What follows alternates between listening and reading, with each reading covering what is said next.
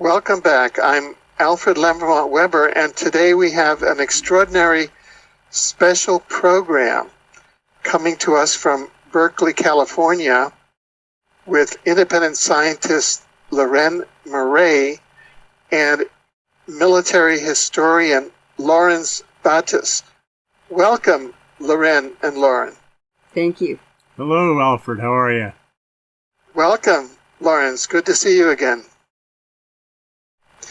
Well, today's program is extraordinarily wide and deep in scope, because it covers a whole range of events and focuses in on many events, including the tragic downing of the Russian Metrojet over the Sinai desert, with the great loss of life. And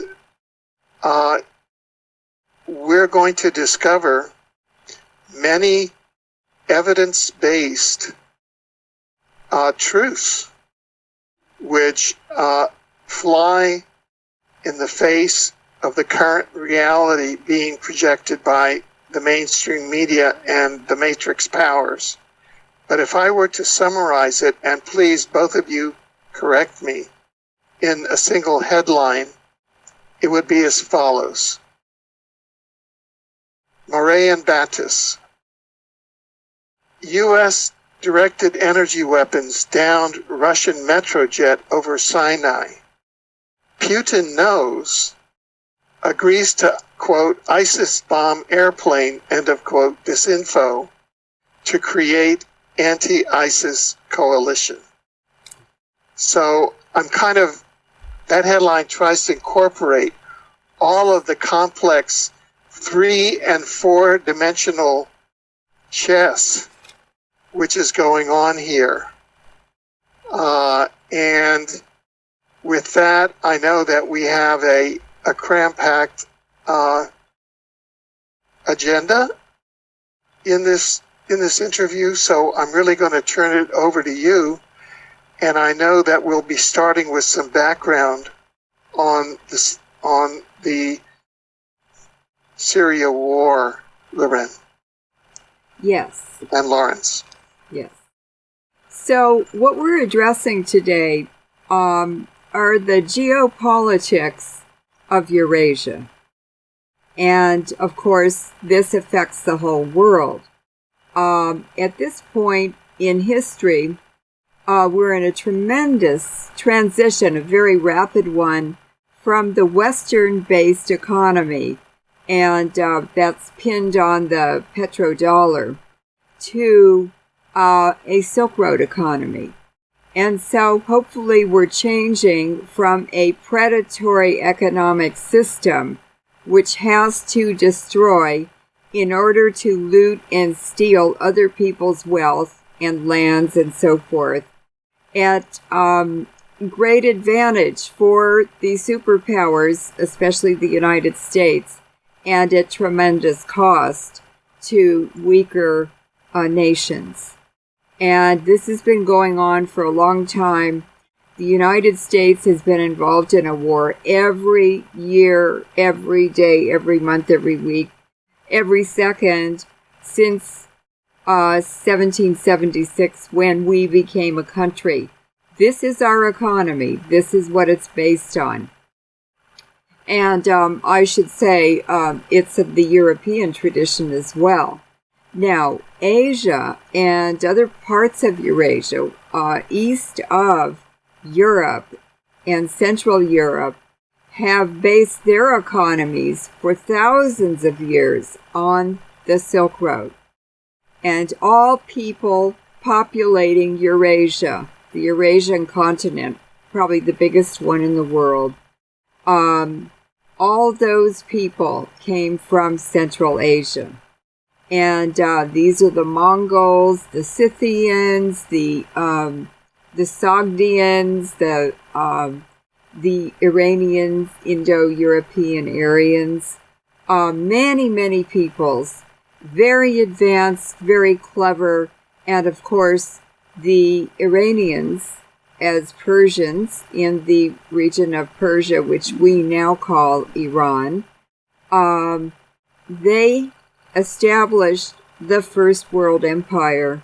And I'd like to point out from my research that they still rule the world. Those same ancient bloodlines, Zoroastrian Mithra worshippers, and it's a tremendous shock to me. But when I talk about it to other people and present this new evidence about the origin of Eurasians, people say, well, that really makes sense, better sense than anything else that we've been taught. And so, actually, the Eurasians, including Western Europe and also the Americans, the diaspora all over the world, have the benefit of that ancient knowledge that the Eurasians, that the Central Asians accumulated over time. And so now we have a new world leader, which is based in Russia. China will be part of it also. But I believe that the leadership that we're seeing, that has been demonstrated by President Putin from the time he first became president about 15 years ago, that he's worked very, very hard to improve the infrastructure of Russia. He's done many things despite what you read in the Western media. He's really improved people's lives, repaired and improved the infrastructure. And I can say that what he's demonstrated in Syria is a very, very measured response, tempered with wisdom, with his own Central Asian corporate knowledge going back thousands of years, and his degree in international law, as well as the discipline and strategy that one learns from being a master in the martial arts. So all of these things have come together from very complex pattern of many ideas and practices and so forth. And I think it's a tremendous hope for the world, for all people in the world, because he's creating a Silk Road economy where everybody gains something. It's not about looting or destroying or stealing or scorching the earth. It's about creating wealth through peaceful trading. Now, the Silk Road was a way of traveling across Eurasia from the Pacific to the Atlantic. And there is a climatic belt that goes from Portugal all the way across Eurasia to the Pacific Ocean in China. And it's called the steppe. And it's a grasslands like the prairies in the United States, and it's where the horses originated, where wheeled vehicles. They called them chariots, but they were big wooden wagons that they carried their yurts on, their portable houses, and the Indo-Europeans took those ideas as the Hittites, and they went and introduced the horse and chariots to the Mediterranean. And almost many of the words and the terms and everything that are military today in Western culture, many of those words originate in Central Asian languages. So the nomadic equestrian warriors and their strategies and their wars and their techniques, all of it, is still in play. And I can say that Putin's very good at flipping things on the opposition, which is the best way to win wars, and that he has flipped the hybrid war that the United States and Western countries thought would defeat everyone, and they would, this new world order would have their way. But what Putin did was flip it on them, and his hybrid war is quite different. And he's used the media, new weapon systems, old weapon systems, but most of all, it's his strategy. It's his war strategy that has avoided a third world war in this case, which the Western countries were desperate to get started because their economies are based on it.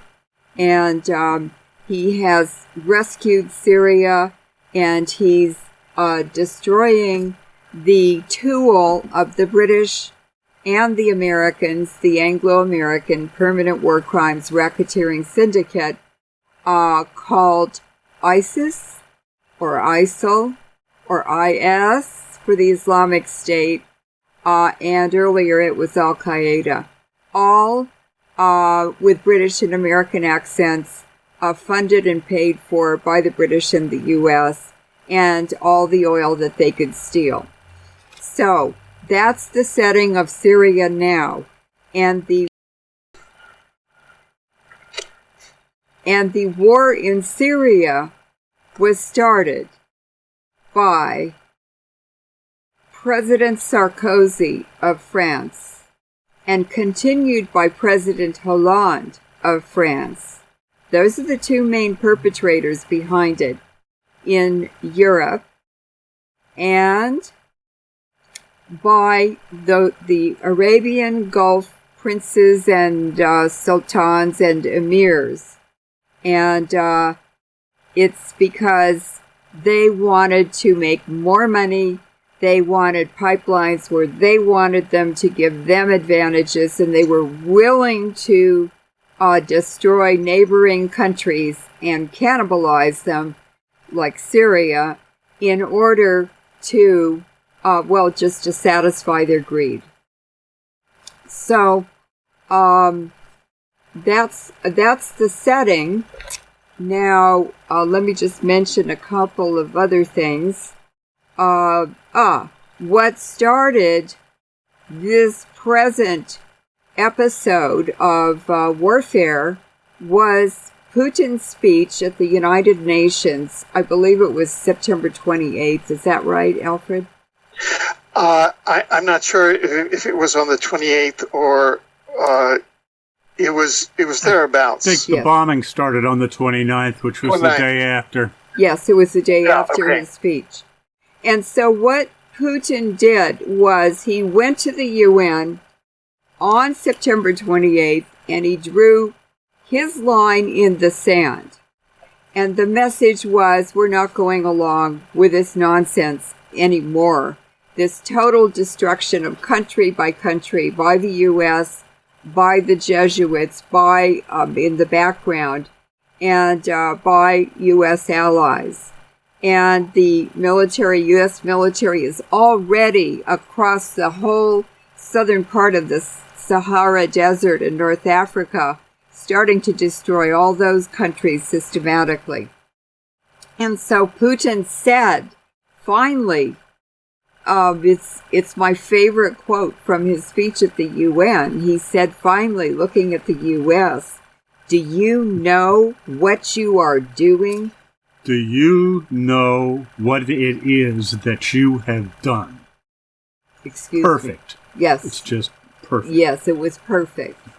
And when his speech was over, that was that. He was, he's very, very respected. You just watch people's faces and body language anytime he's speaking. They know he's for real. And the next day, suddenly Russian bombers were all over Syria bombing ISIS infrastructure. And from that, there were allies. Suddenly Iran, Iraq, other countries came to join Russia and to help them. Hezbollah from Lebanon, China, and that was a big shock for Russia to have so many allies. It was kind of overwhelming, I think, for the U.S. But I can tell you what an American general just said very, very recently, last week. He said, this is 6 weeks after the UN speech, he said, this has happened because we have crossed the red line too many times with Russia. So, the Pentagon knows, the White House knows, the oligarchs know, Europe knows, everybody knows now. They all do know.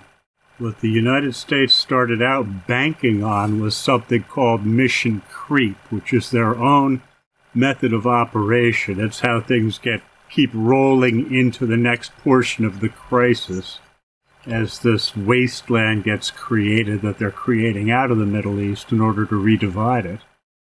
What Putin did was he turned around, he went in and he showed people what military efficiency looks like, which is something the Americans haven't been doing. They've been making excuses for a year. He got more work done in 10 days than they did that whole year, for real. And the other thing that he's doing, which is completely messed up the entire disinformation campaign for them, every time he goes out, he comes back, and the battlefield, the turret cameras, all of those things, that gets published right along with the statements about the mission. It's like, here it is, have a good look. Yes, his openness has been very, very powerful. And it's built a lot of trust in a very short period of time. So much so that within 4 days or 5 days, well, on the day that he started bombing, 850,000 Syrians were on their way back to Syria. And there was a refugee crisis in the middle of all of this, and all these refugees, not just from Syria, they were economic refugees. They were young men who couldn't get work in 43 countries. They were part of the refugees. Probably only about 25% of the refugees that flooded into Europe were Syrians. The rest were refugees from other countries like Libya, other countries the U.S. has destroyed, and so people were just looking for some place to be safe and to not be living without electricity or just infrequent water or food shortages, things like that. Their countries were completely destroyed. So they flooded into Europe, and of course this was an American military plan outlined in a document written by the RAND Corporation. Population demographics. And the RAND document is on our website, LeurenMoret.info.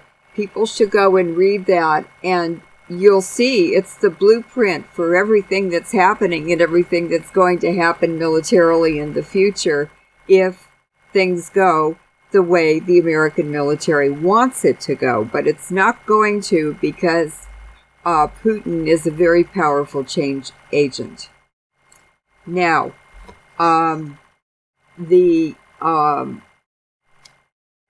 what happened is, as the trust began to build, many diplomatic meetings with Putin in the Kremlin began to happen, and leaders of countries were going to him.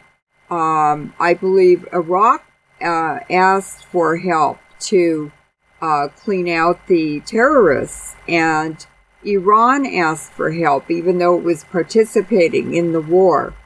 And I believe other countries like Saudi Arabia asked for help, even though Saudi Arabia had started the culture of the ISIS, the world of ISIS, and also funded them. But now they've come back to Saudi Arabia, and they're a threat to the royal family and the stability of the government of Saudi Arabia. Yeah, these are the Wahhabists. The Wahhabists, who are right. all recruited. And so now we see many more allies that Russia has. They've made up their own mind, and now Putin has demonstrated such excellent statesmanship that countries in Europe are voluntarily severing ties with the United States and turning to Russia as their hope for the future.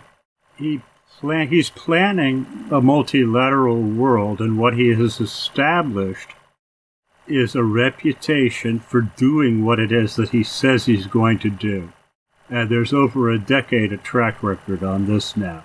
And nations of the world do notice that. And there's only so much time the United States can spend trying to isolate the nations of Europe while it's also bankrupting them before they do wake up and make up their minds where the pain is really coming from.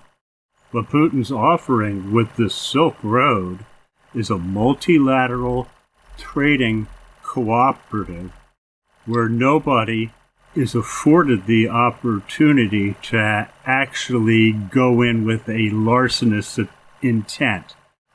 That part of things, it gets policed pretty closely these days with them. I think that the most important thing for Putin, because he's mentioned it a number of times, and remember, he's a legal scholar. He has a degree in international law. I believe that his aim, his concern is about the sovereignty of nations. And the New World Order and what the United States has been dishing out to nations the result has been to steal their sovereignty from them, to make them vassal states and subject to whatever the U.S. wanted, or I should say the Anglo-American Permanent War Crimes Racketeering Syndicate. And the sovereignty of nations is very, very important to him. And that is one of the reasons he's in Syria. And the United States and states in Europe have called for President Bashar Assad's removal from office as the legitimate, democratically elected president of Syria. And these countries are insistent. It's sort of that sort of is winding down to a whine.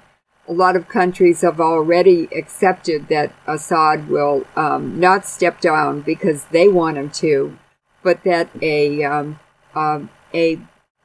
democratic process would allow the people to choose and decide who they want as their leader.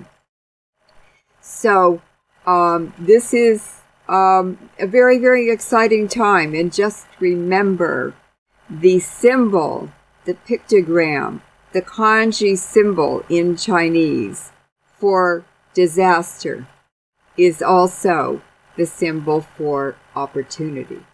And in order to bring in the new, you have to break down the old.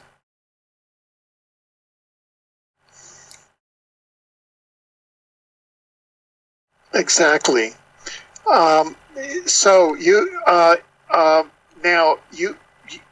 we also covered in our last interview the apparent involvement of U.S. Senator John McCain in setting up a false flag, which would have involved, at least from a transcript, which appeared to be genuine, which would have involved, there were two parts to it. One, the downing of a U.S. plane by an apparent Russian weapon system, and yes. Conversely, the downing of a Russian plane by an apparent American weapon.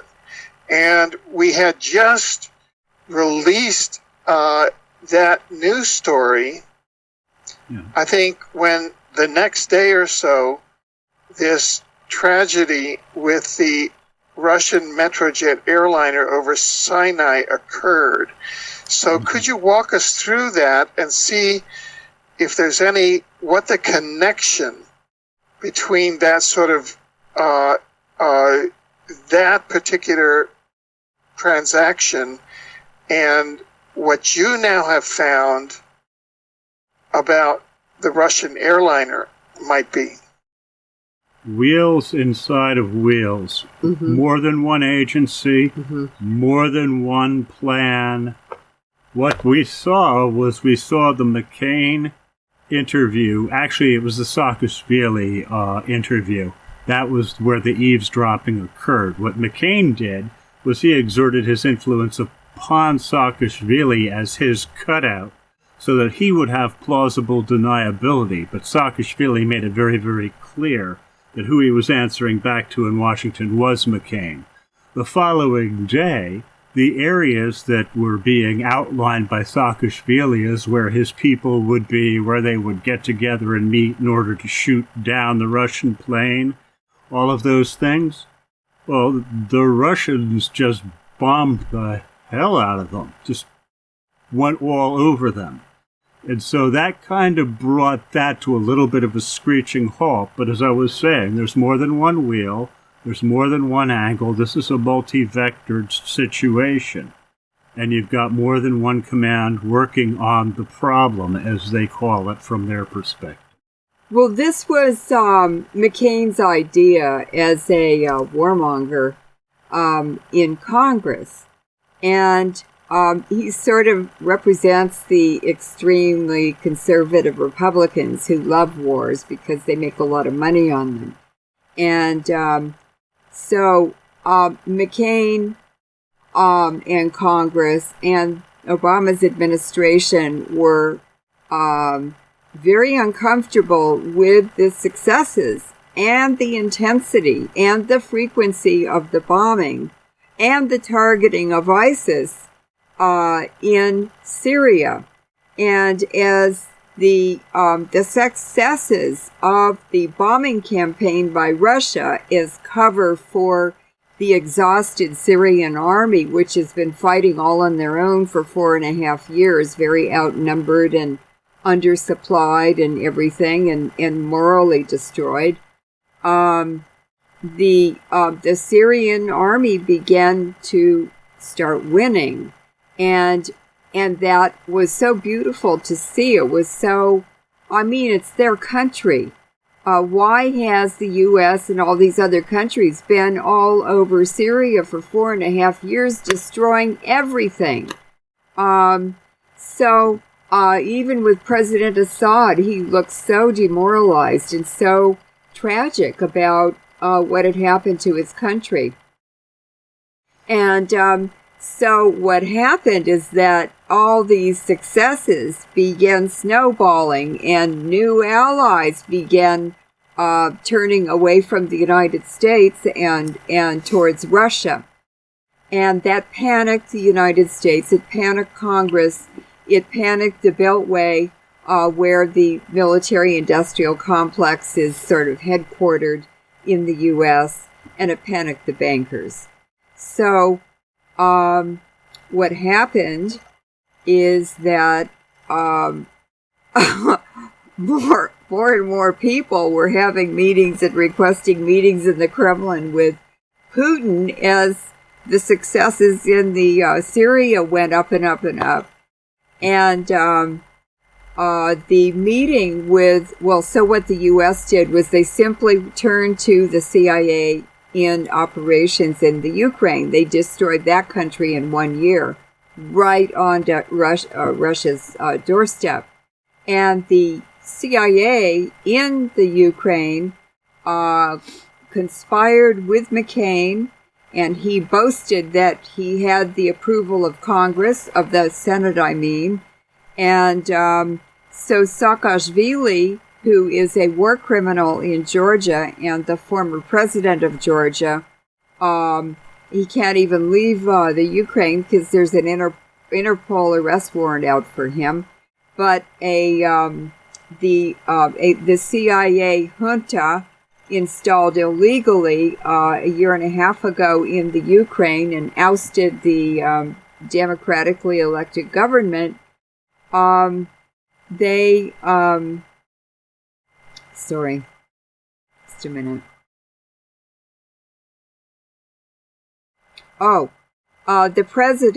The present president, or the head of the junta, is Russian mafia. He's President Poroshenko, and he's the one who brought Saakashvili into the Ukraine and made him governor of the Odessa Oblast, or province, and then all this pedophilia rings in America. He was selling them Ukrainian children. He still is. He was selling people's organs and selling children and people for organs. And the way this happened is he was also hired to set up the Ministry of Health, which gave them the access they needed to the records. Now, the first person who'd gone in and gotten his hands on this particular ministry was Kolomoisky. He spent a whole summer of this war, the past summer, parting bodies out of there. And then from there, that's when Saakashvili got the contract. And that's when they also got the contract for things like doing the vaccinations in the Ukraine. All of this is because the health minister of Georgia, who was the health minister of Georgia, is now the health minister of the Ukraine. And what Poroshenko has done is to have meetings with the head of Microsoft. Oh, that's Bill Gates. Yes, Bill Gates. Yes. And he has an agreement with Bill Gates now to bring his vaccines into Ukraine, and they're going to sterilize the entire population. Everyone. So this has been connected with the whole depopulation agenda. Yes. In the Ukraine. Yes. All of it. The people in the Maidan, the color revolutions and things, they've all been inducted into the military and then sent out to the front line, essentially untrained, and most of them have been ground up or have wandered across the line and joined the militia or gotten into Russia. They have run these mandatory recruiting campaigns all over the Ukraine to bring young men and even young women to the battlefield in eastern Ukraine on the border with Russia. And these are pro-Russian people. All of the Ukrainians are Russian anyway, bloodlines and genetically. And so they brought the young men, the future of the country, the military might that would protect Ukraine from aggressive countries. And they put them in these battlefields without any food. A lot of them didn't have any weapons, no military clothing. I've seen them in rubber shower slippers on the battlefield. And they were just ground up in the battles, and it was all planned in Kiev by the top levels of the government. They were destroying their own future. And also the reason would be to make sure there were no young men to be active in an army that would protect the people and remove the junta. So this is how criminals act. This is what the mafia and the oligarchs do. And just the worst example I can think of is the Ukraine. It's very, very, very corrupt now. But they're brilliant people. They have contributed tremendous music, science, all kinds of intellectual, powerful and beautiful contributions to humanity.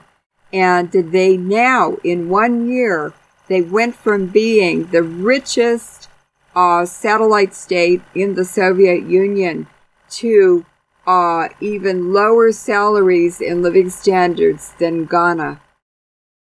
And Ghana is almost at the bottom of the list of poor countries around the world. So, right. So this was basically to destroy the Ukraine as a country. As a country. So that went on a race to the bottom. So that the New World Order could chop it up and take it over from... To create a victim population living on valuable land. It's some of the best farmland in the world. It fed Europe and Russia and Eastern Europe and other countries. And it has 35% of the black soil in the world. And Monsanto wants it. So they have decided to create a victim population and then do a forced relocation with that population to somewhere else in the world so they can take all that land, valuable farmland, and also Monsanto wants to grow GMO food to force onto the Europeans and other countries, Russia as well. Russia won't take it. And the GMO food is depopulation. It's a genocidal material. It's a genocidal agenda, and it's engineered for genocide. This is part of why it is that Putin is so intent upon preserving sovereignty where and when he can. Sovereignty is an expression of the size that a society has been able to build itself to cooperatively and successfully. You have one called the Ukraine. We have another one called Syria. They're both difficult places. A lot of different nationalities, competing interests. There are some pressures and internecine struggles between the groups, but they were functioning cooperatively as a nation, and as an economic unit, they were able to lever themselves and be 20th century nations. They've been taken to third world status, and they're being balkanized. The reason why is because the varying different parts are much easier to control and manipulate if what you want are the resources. The resources aren't going anywhere. They're there. It's the people who are on them you need to control. Or they're inconvenient a lot of times, so they either get genocided or they get forcibly relocated. Mm-hmm. Now, just to show you how deep into the Ukraine this McCain false flag went, is in this meeting with Saakashvili and a Georgian mercenary who was probably the leader of the maybe 300 Georgian mercenaries who were being sent to Syria on this secret mission to do this false flag. And the defense minister of Georgia was also involved in this meeting. And it turns out that the plan was to send these mercenaries, Georgian mercenaries, because they didn't trust the mercenaries in Syria to be loyal to them. So they thought, well, Saakashvili can bring some of his Georgians and they're going to be loyal to him or to Georgia or whatever. But they have less connection to the Middle East. They're Caucasus people. So then Avakov, the Minister of Interior Security and Intelligence, he was mentioned, and he was named the person by Saakashvili who had already had the Russian anti-aircraft weapon system smuggled into Syria ahead of time.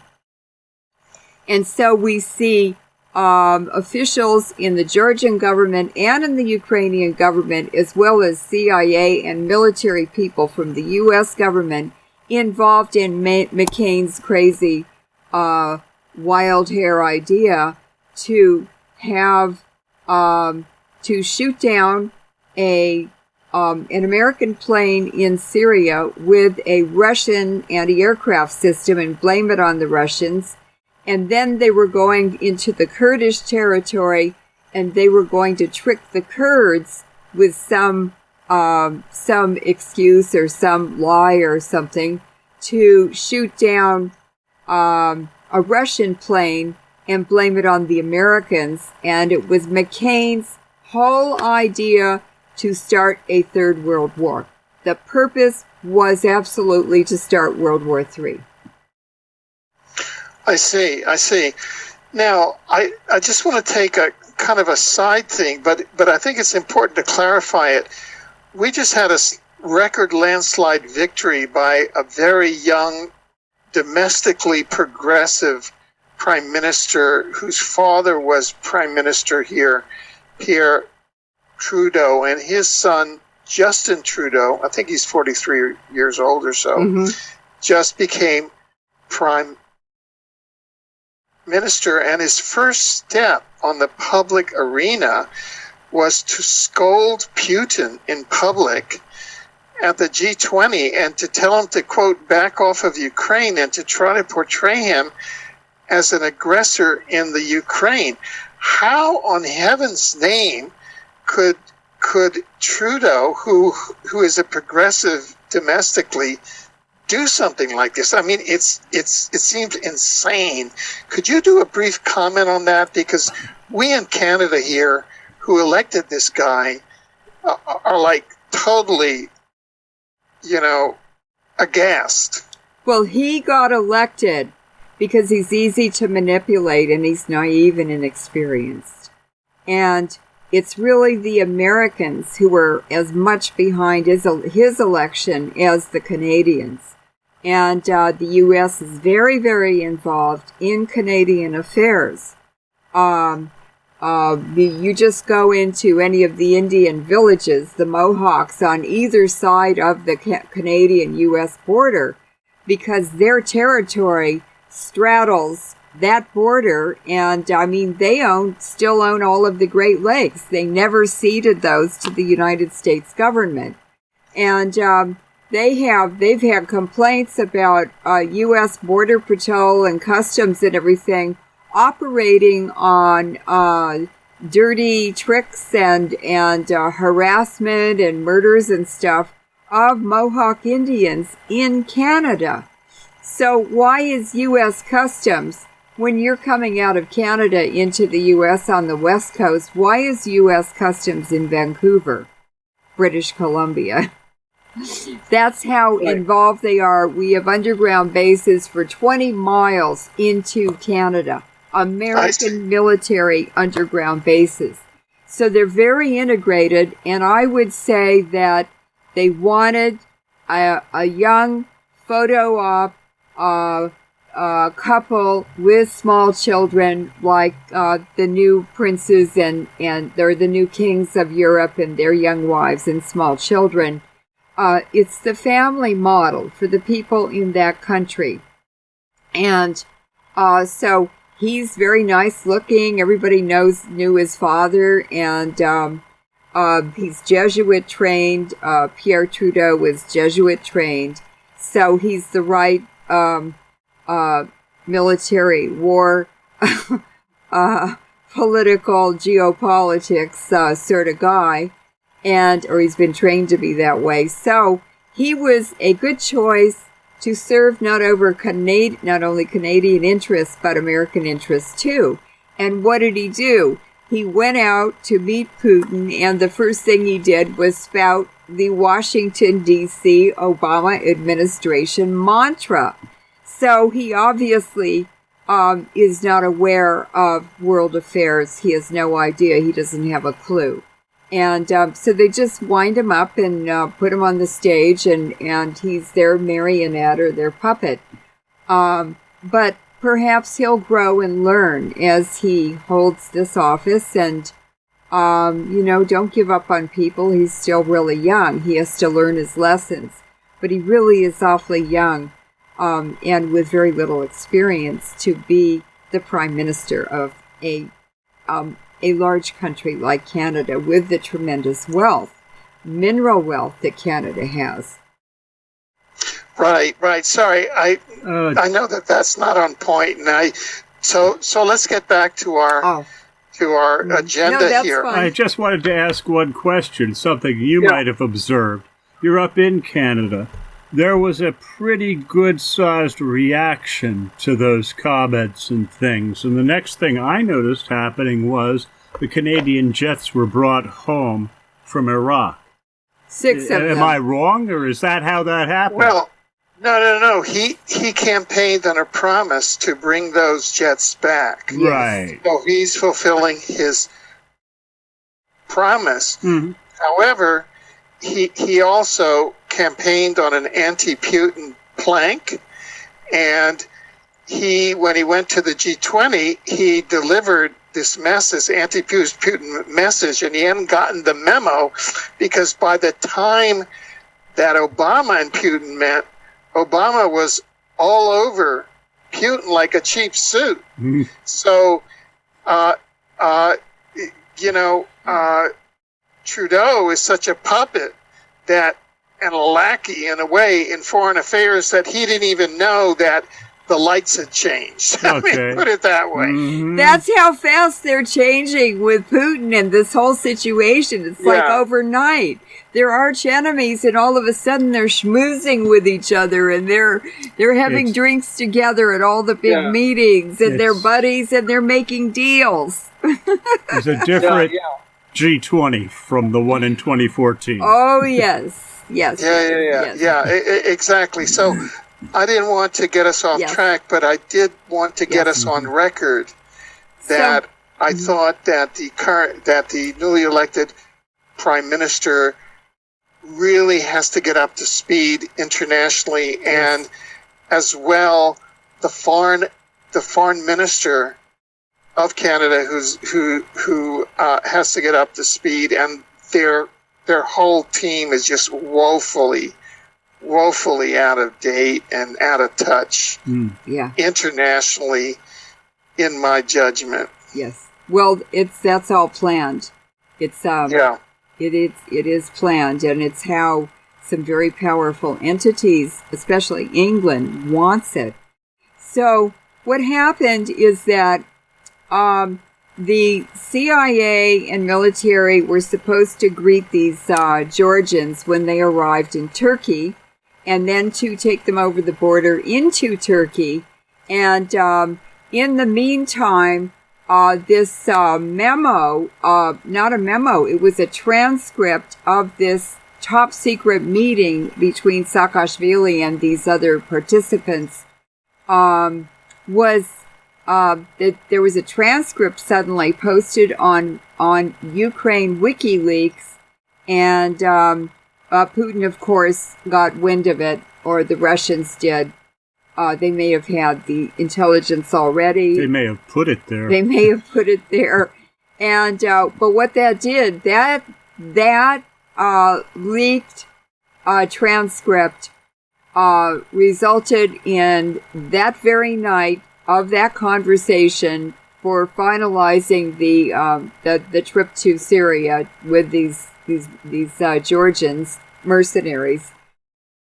It resulted in, as Larry said, the bombing. Putin sent bombers to Syria and bombed the locations where these mercenaries were planning to carry out this false flag. And so that exposed it to the whole world, the transcript did. So that false flag was caught with its pants down, and it was destroyed overnight. But the very next day or the day after, the Russian Metrojet passenger plane flying from a coastal vacation city in Egypt over the Sinai. The flight route was over the Sinai back to St. Petersburg, Russia. It had a full plane of children and babies and adults and elderly people, and it was shot down over the Sinai. And there was a call from the Egyptian president, and especially Putin, not to jump to conclusions. There was disinformation. ISIS put out posters and claimed they'd shot it down, and they had a guy standing there with a man pad. A man pad, and well, you can't take down a plane that's 32,000 feet up in the air with a man pad.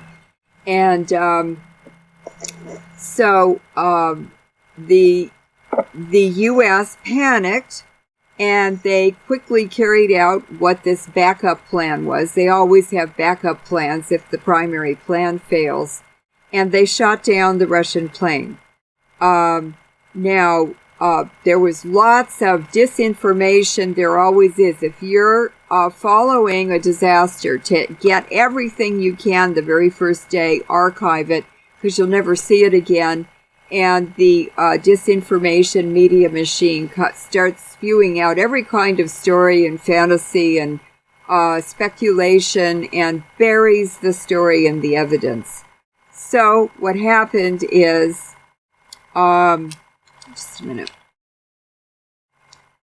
What happened is that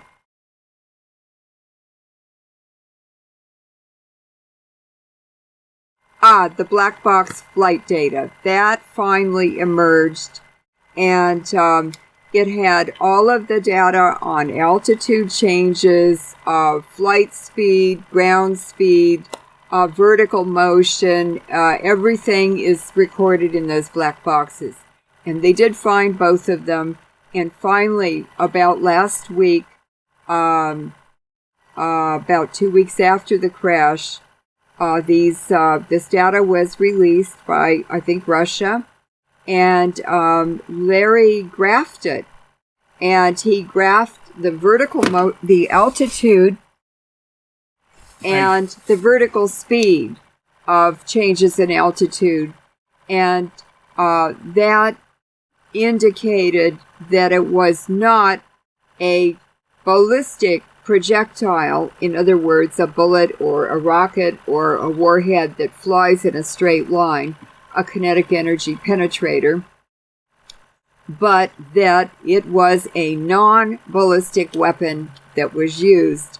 The effects are in the graph, and Larry will explain it.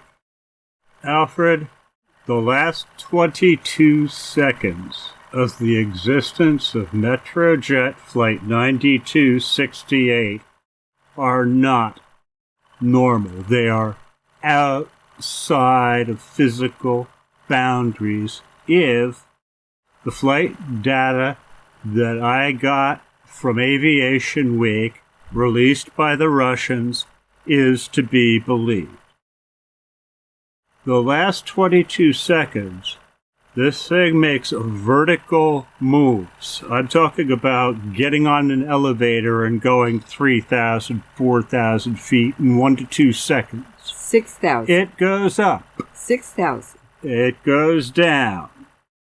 It is going all over the place. And if you turn around and you take a look at that against what is called vertical acceleration, which is how fast is it going up or how fast is it going down, the graphs don't even come close to matching up. You've got plateaus on many of the vertical rises, 3,000, 4,000 feet. You've got no vertical acceleration for the duration of time that you just moved that far? Really? And do you want to tell me that 22 seconds of this overt a range of motion is updrafts and downdrafts? Again, I'll say, oh, really?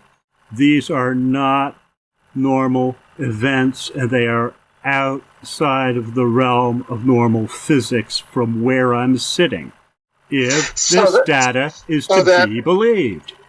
Yeah, Yeah, so that what you're saying is that looking at the objective data from what?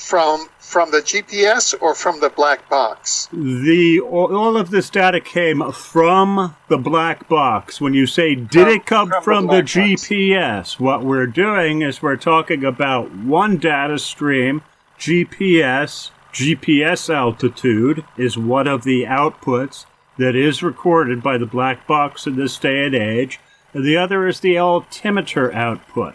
Now, normally, when they're reporting something, they default to the altimeter side of the street. However, in the case of Metrojet 9268, the data between the GPS altimeter and the plane's standard altimeter, cockpit altimeter diverged so much that they made a determination that the accurate data stream was the GPS stream, and they went with that. Because it was coming from a satellite. Now, this is a determination that was made by the Russians, and what I'm doing is the breakpoint between where they decided they could no longer trust the cockpit, and when they went to lean entirely upon the GPS altimeter. And what happens is that the instruments in the cockpit, like the altimeter, which measures the altitude, report to the black boxes. So the black boxes are the record, and the instruments are the altimeter, and the reporting source are the instruments.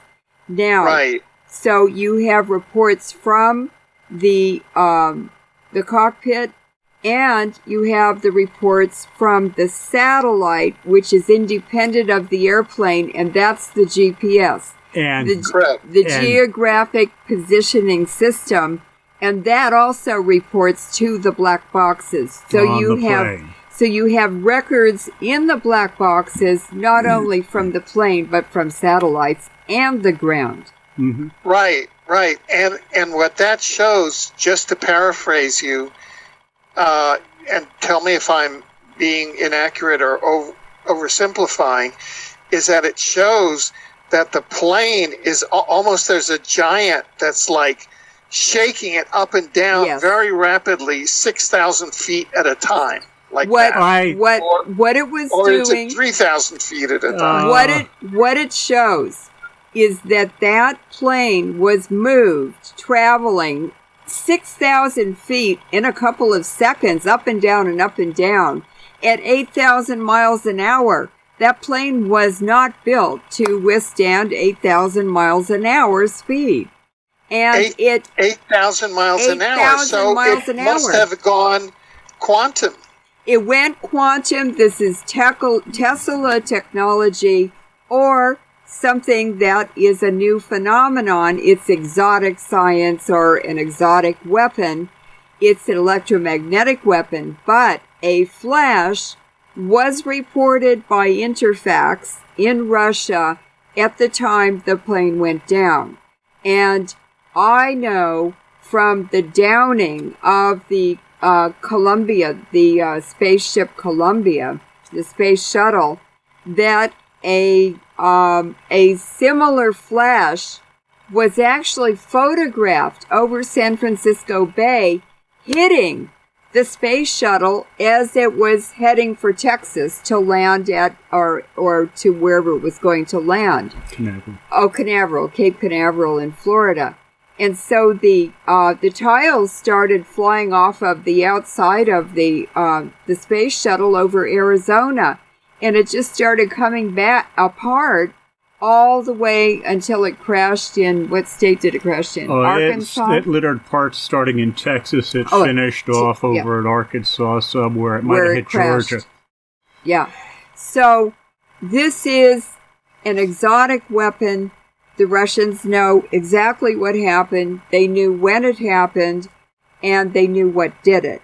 Now, what Putin decided, instead of presenting this information to the world, he said, be patient, we're doing the investigation. But in his speech at the G20, he said, well, we're almost ready to release that report.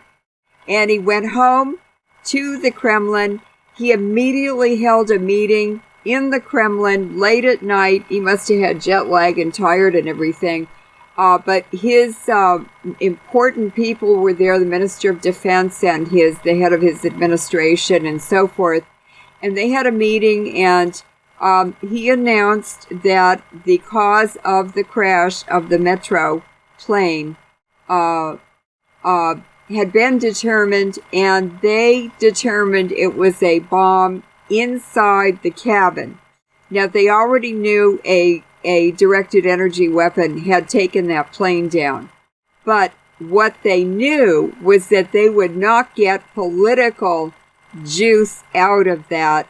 And so they said a terrorist did it and the bomb was inside the plane. And so the next morning is when the next phase of the war against ISIS started, much intensified, because Putin ordered the strategic bombers that are always kept in Russia to begin bombing in ISIS in Syria. And they doubled the number of bombing sorties, and they are bombing with cruise missiles. Alfred, they were in close contact from the moment that this plane was down. Putin, all of his people, anytime he wasn't in public, they were in private. They've got means of communicating without being intercepted. What I saw when Putin got back to the Kremlin and sat down with them was something that had already been worked out. It was a set piece. Yes. They're all at the table. The Minister of Defense, or an Assistant Minister of Defense, tells him, yes, it was the terrorists. We've found traces of a bomb. Now, they've already announced they haven't found traces of a bomb. There's just so much time. And then they get around to announcing, yes, we have finally done it. We have found the traces of a bomb.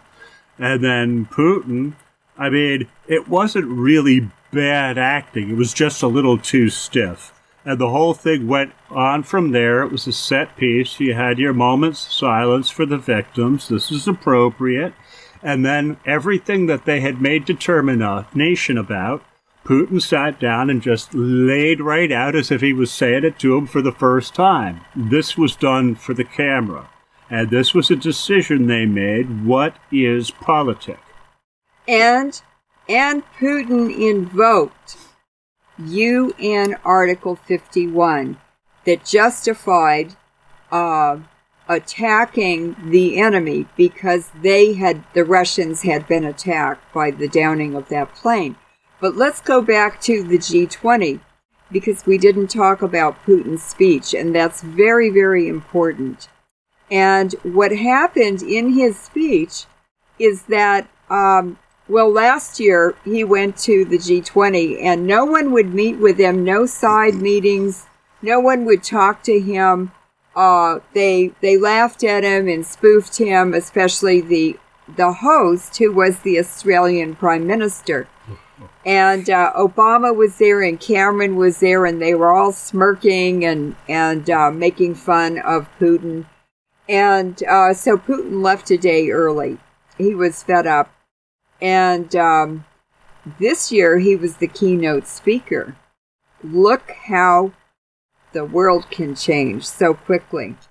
And when he got up to speak, I knew he had a left hook in his pocket. When I saw him walking down the hallway with his entourage, he was serious, but a lot of them had this knowing smile about this really fun thing that was about to happen to the enemy. And Putin got up, and what he said is, we have done an investigation from satellite sources, images, and planes.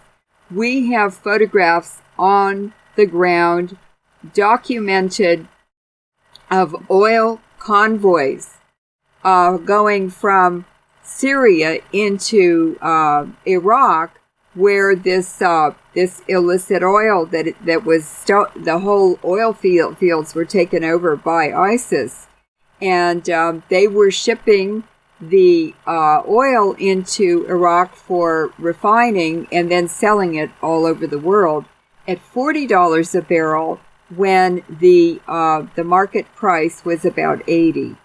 And it's that money, $1.5 million a day for just one part of ISIS, and like $150 million a day for the whole enterprise, because there are different groups of militants in Syria, and they were all getting some of it to fund their war.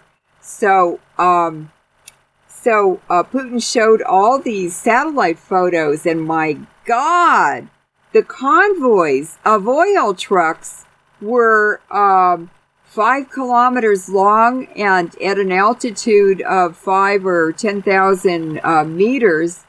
The convoy went over the horizon. You couldn't even see the end of it. And when you see them parked in the desert, the satellite photos showed thousands and thousands of oil trucks, tankers, parked out in the desert at the infrastructure, the ISIS infrastructure in the oil fields. So this is how these mercenaries and the whole ISIS and Al Qaeda and IS and ISIL structures are funding their activities for the Anglo-American Permanent War Crimes Racketeering Syndicate. And on top of that, Putin stood up and said, now, I just want you to know that from our investigation and research, we've determined that 40 countries were involved. And some of them belong to the G20. And everybody kind of sat up. And one of them is Turkey. And one of them is Turkey. And he didn't name any others, but he did put them on the edge of their seats, hoping he would stop there. So the most amazing things happened. All of a sudden, Obama was friendly to him. All of a sudden, Juncker, Jean-Claude Juncker, the head of the European Commission, was saying, well, I think that we might want to do something about lifting the sanctions against Russia. And all of a sudden, all these horrible enemies who'd done such horrible things to Syria and to Europe and to Russia, all this anti-Russian mantra in the media over and over again just started melting away. And all of a sudden, European countries, like Juncker said, well, you know, we're really thinking about these sanctions. They've cost us a lot more money in Europe than they've cost Russia. They hurt us. They didn't hurt Russia. Mm-hmm. So we're really interested in talking about this. And Juncker's standing there right next to Putin. They're buddies, you know, and it was just so funny. It was just so funny. So Putin walked out with a big smile. And I know he was very, very excited about going to that meeting this year, and everyone on his staff was really excited too. And Putin just said when this was all over, well, Obama is just a child. Yeah, that was kind of the back chatter that he's reported to have said, mm-hmm. as the big screen showed Obama talking to, you know, the scrum and to other leaders, that Obama really had no substance as a leader. Well, let me tell you how little substance he has. While Putin was running the Russian air campaign to give cover to the Syrian army and their allies on the ground in fighting these terrorists that have destroyed that country. The United States and its allies were in Syria also without being invited. They're there illegally. Hezbollah, Iran, Iraq, all of the allies in Syria working with Russia were invited by the president of Syria to come with their militaries and help them deal with this impossible situation. So they were legally there, and Putin is a stickler about that, about crossing his I's and crossing his T's and dotting his I's while he's been in Syria. He's a legal eagle beagle, and he wants everything to be squeaky clean. So, the United States, no one really kind of knew what they were doing because they refused to have any communications or any sharing of responsibility or anything like that. And so finally, Lavrov, who is the foreign minister of Russia, kept saying in the media one day and the day after, "Gee, we wonder what America's doing here. Gee, we wonder what the United States military's doing while they're here in Syria." And not very long after that, it turns out that the U.S. military was bombing the civilian infrastructure, killing civilians, bombing their water supplies, bombing their power plants, bombing their villages and towns, instead of bombing ISIS. And even worse than that, in the mainstream media, they were taking pictures of bombing in Syria. It was the Russians bombing ISIS, and the Americans claimed that they were the ones bombing ISIS. Mainstream media. It's Russian planes, Russian ordnance. So the American planes are killing them. Yeah. The American planes were bombing gopher holes in the south of Syria over by Jordan. They were bombing civilians and all of the other things that Leuren was just talking to you about. What they were doing almost amounted to refereeing a free-for-all inside of Syria while the place got balkanized.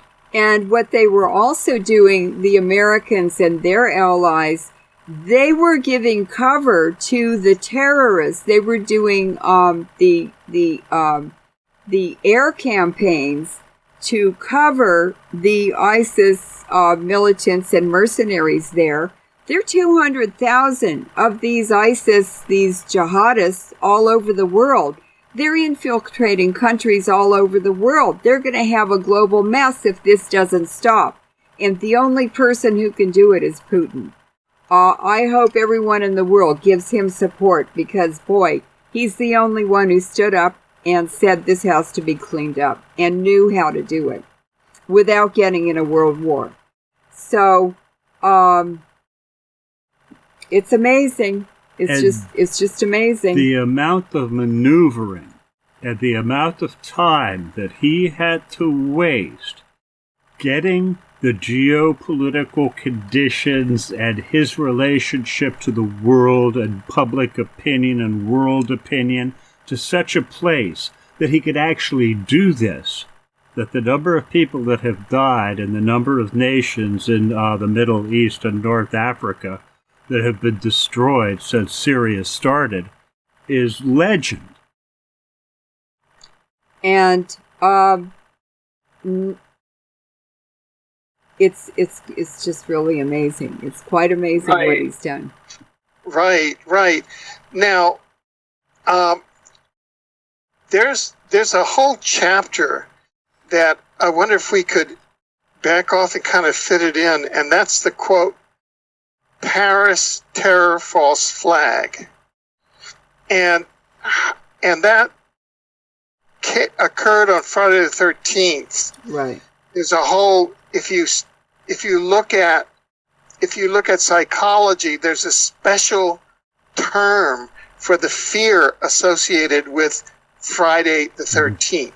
People have done analyses of the November cover of The Economist magazine, and 11/13/2015 is embedded in the artwork of the cover of The Economist magazine, which is your matrix controller magazine of choice. I mean, this thing is your classic false flag operation. So I wonder if, in the context of all of this, we have Friday the 13th false flag, which, as we speak today, I was speaking to my colleagues in Brussels, and they've upped the terror alert to the highest level from 3 to 4. There were scheduled student parties at the fair, and the students went there today, today being Saturday, November 21st, and there were police sharpshooters atop all of the buildings in Brussels.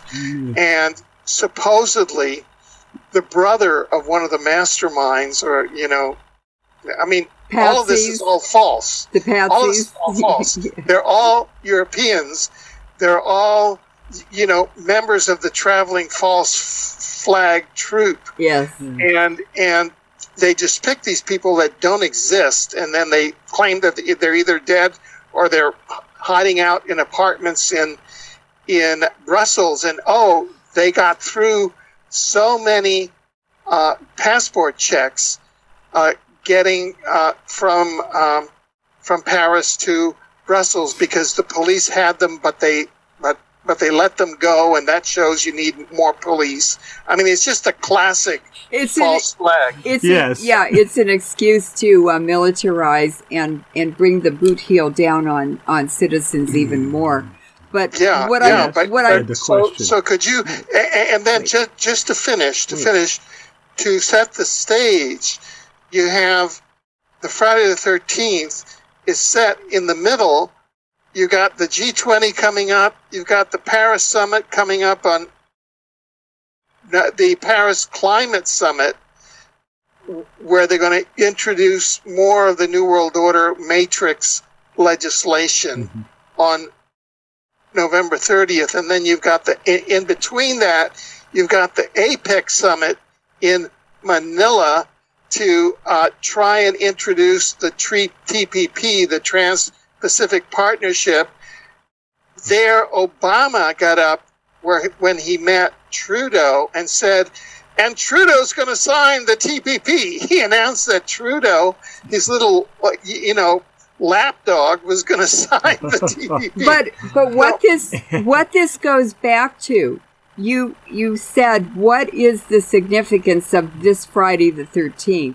It's not just Friday the 13th. It was the 1000th anniversary of the death of the last leader of the Knights Templars from the Crusades, named Jacques de Molay. And so this reveals who is really behind all of this. It's a much bigger agenda than just increasing police powers in Europe. It's much bigger than that. It's a global New World Order agenda, and it goes all the way back to the Crusades and even before that. So, because we have done program where your analysis showed that the Knights Templar morphed into the Jesuits, and the Vatican set up Friday the 13th as an ambush for the Templars. So we're dealing with multiple agendas, and we just had the first Jesuit Pope, which kind of unites the Templars and the Jesuits, come to the U.S., come to the UN, speak a couple of days before Putin to lay down the future world order in terms of the climate summit, which is now, going to be, and it was in the midst of that Putin came in and laid down the law.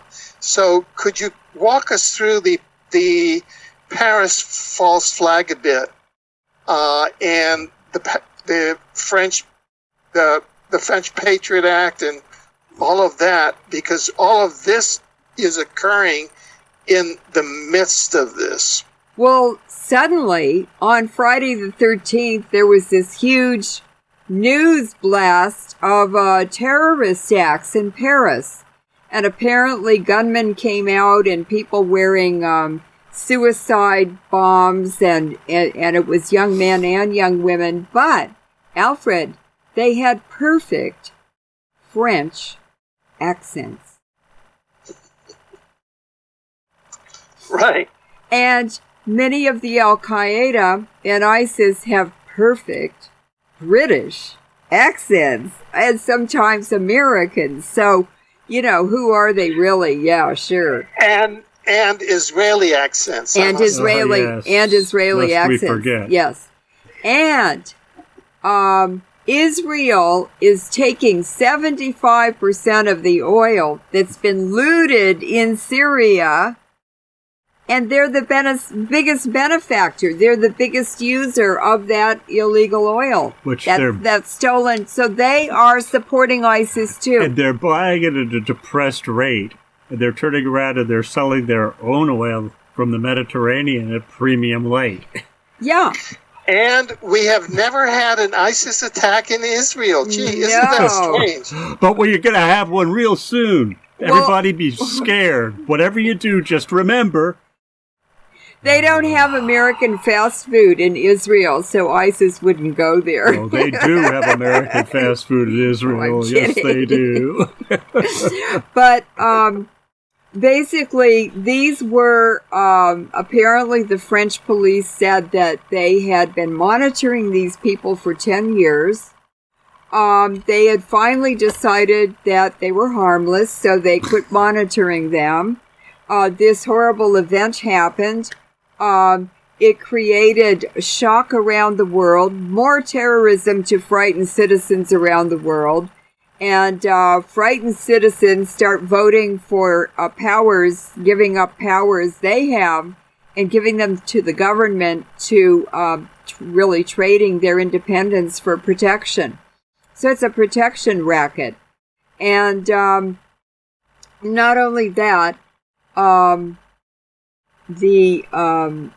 just a second.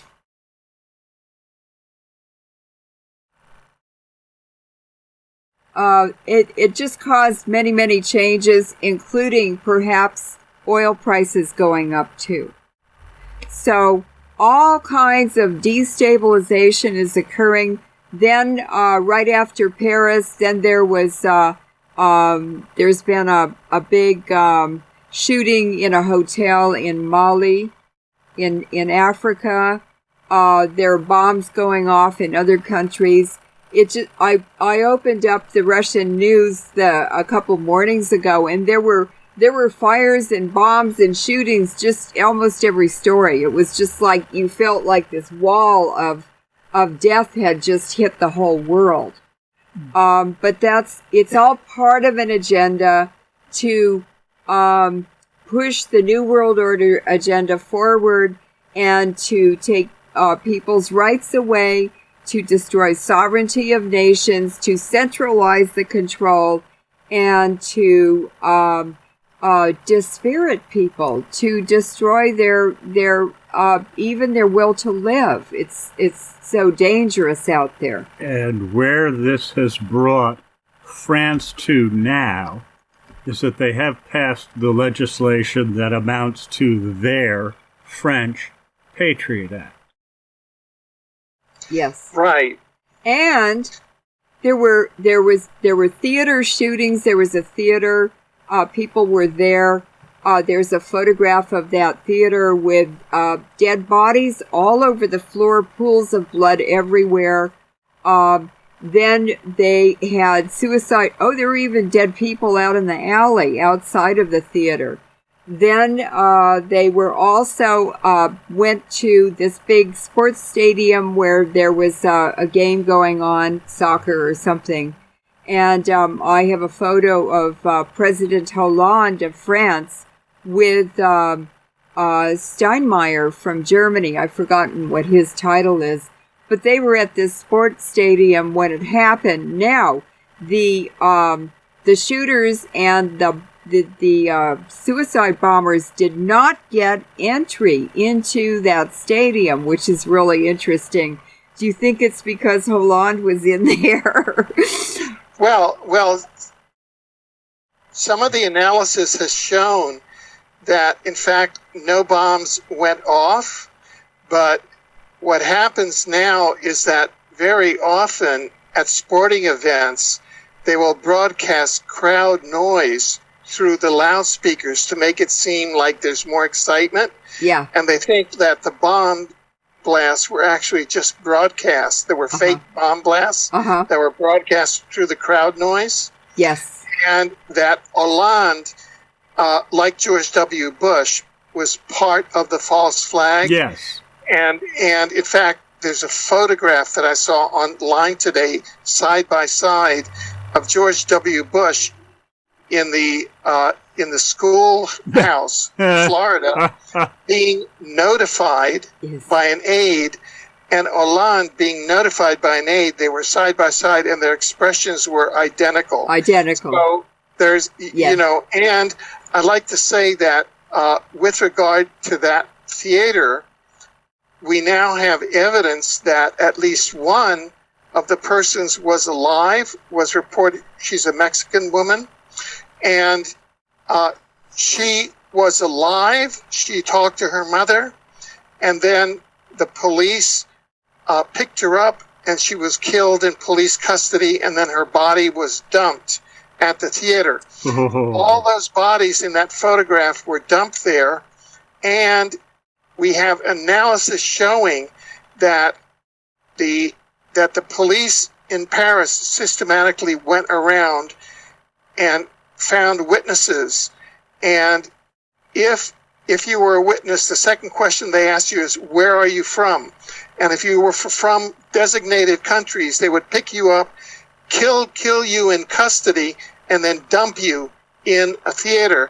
And that's why they had victims from a wide variety of countries, and that was the methodology. Very interesting. And we even have witnesses now who caught on to that, so they didn't give answers to the second question. So everybody knows now that the police were out as assassination squads. Yes. So this is an international scandal which is now being known. Okay. It's just that the mainstream media is not reporting it.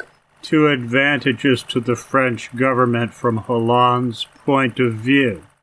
The Patriot Act, Hollande's re-election.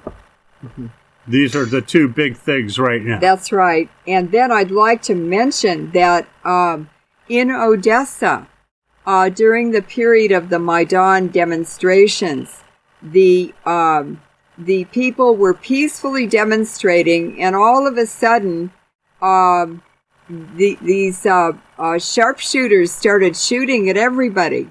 Nobody knew who they were. They were shooting the police. They were shooting the public. They were shooting everyone. It turns out later a lot of them were from Poland. They were mercenaries from Poland.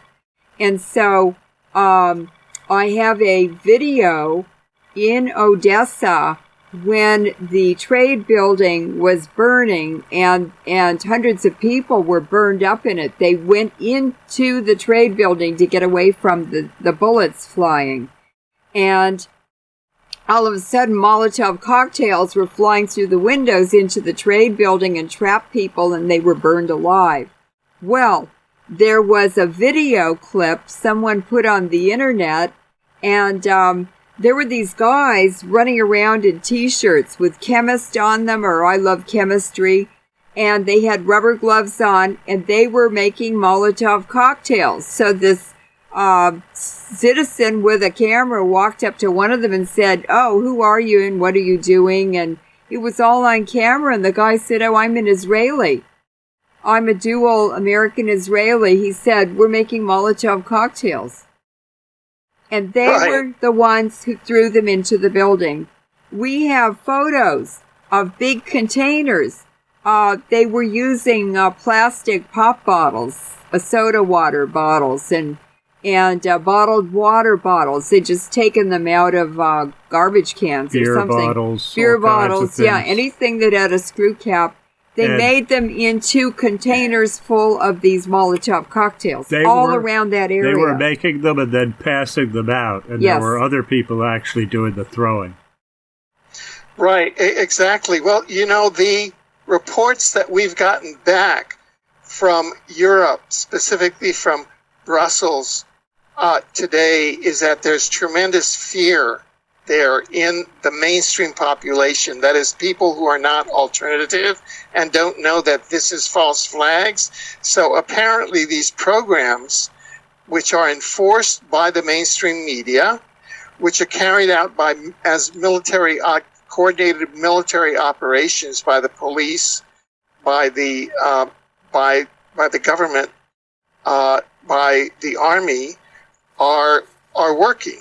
When World War II ended, the OSS, the Office of Strategic Services, which was the precursor to the CIA, in Europe, said, well, we can't just leave Europe and turn it all over back to them. We need to leave behind army.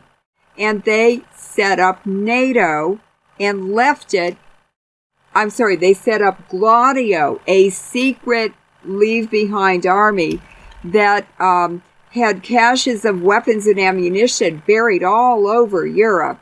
And they had these secret organizations that men belonged to. And I even stayed in Paolo Scampa as a professor in Italy.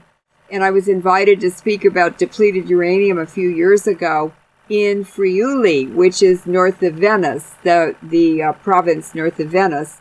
And so I wondered why I was staying with him 35 miles from the reggae festival, where they had peace activists from all over the world speaking in the daytime, and then they had bands at night. And I was not allowed to stay in the hotel with all the other guests. And so on the very last day that I was there, I walked into the living room. I was leaving pretty soon for the railroad station to come back to America. And Paulo introduced me to his uncle. And his uncle's sitting there looking at me, scrutinizing me, an older man. He said, oh, my uncle is the head. He's the chief of the Friuli police. And I went, oh my God, NATO followed me all the way to Friuli, and then they put me in the hands of Gladio while I was there.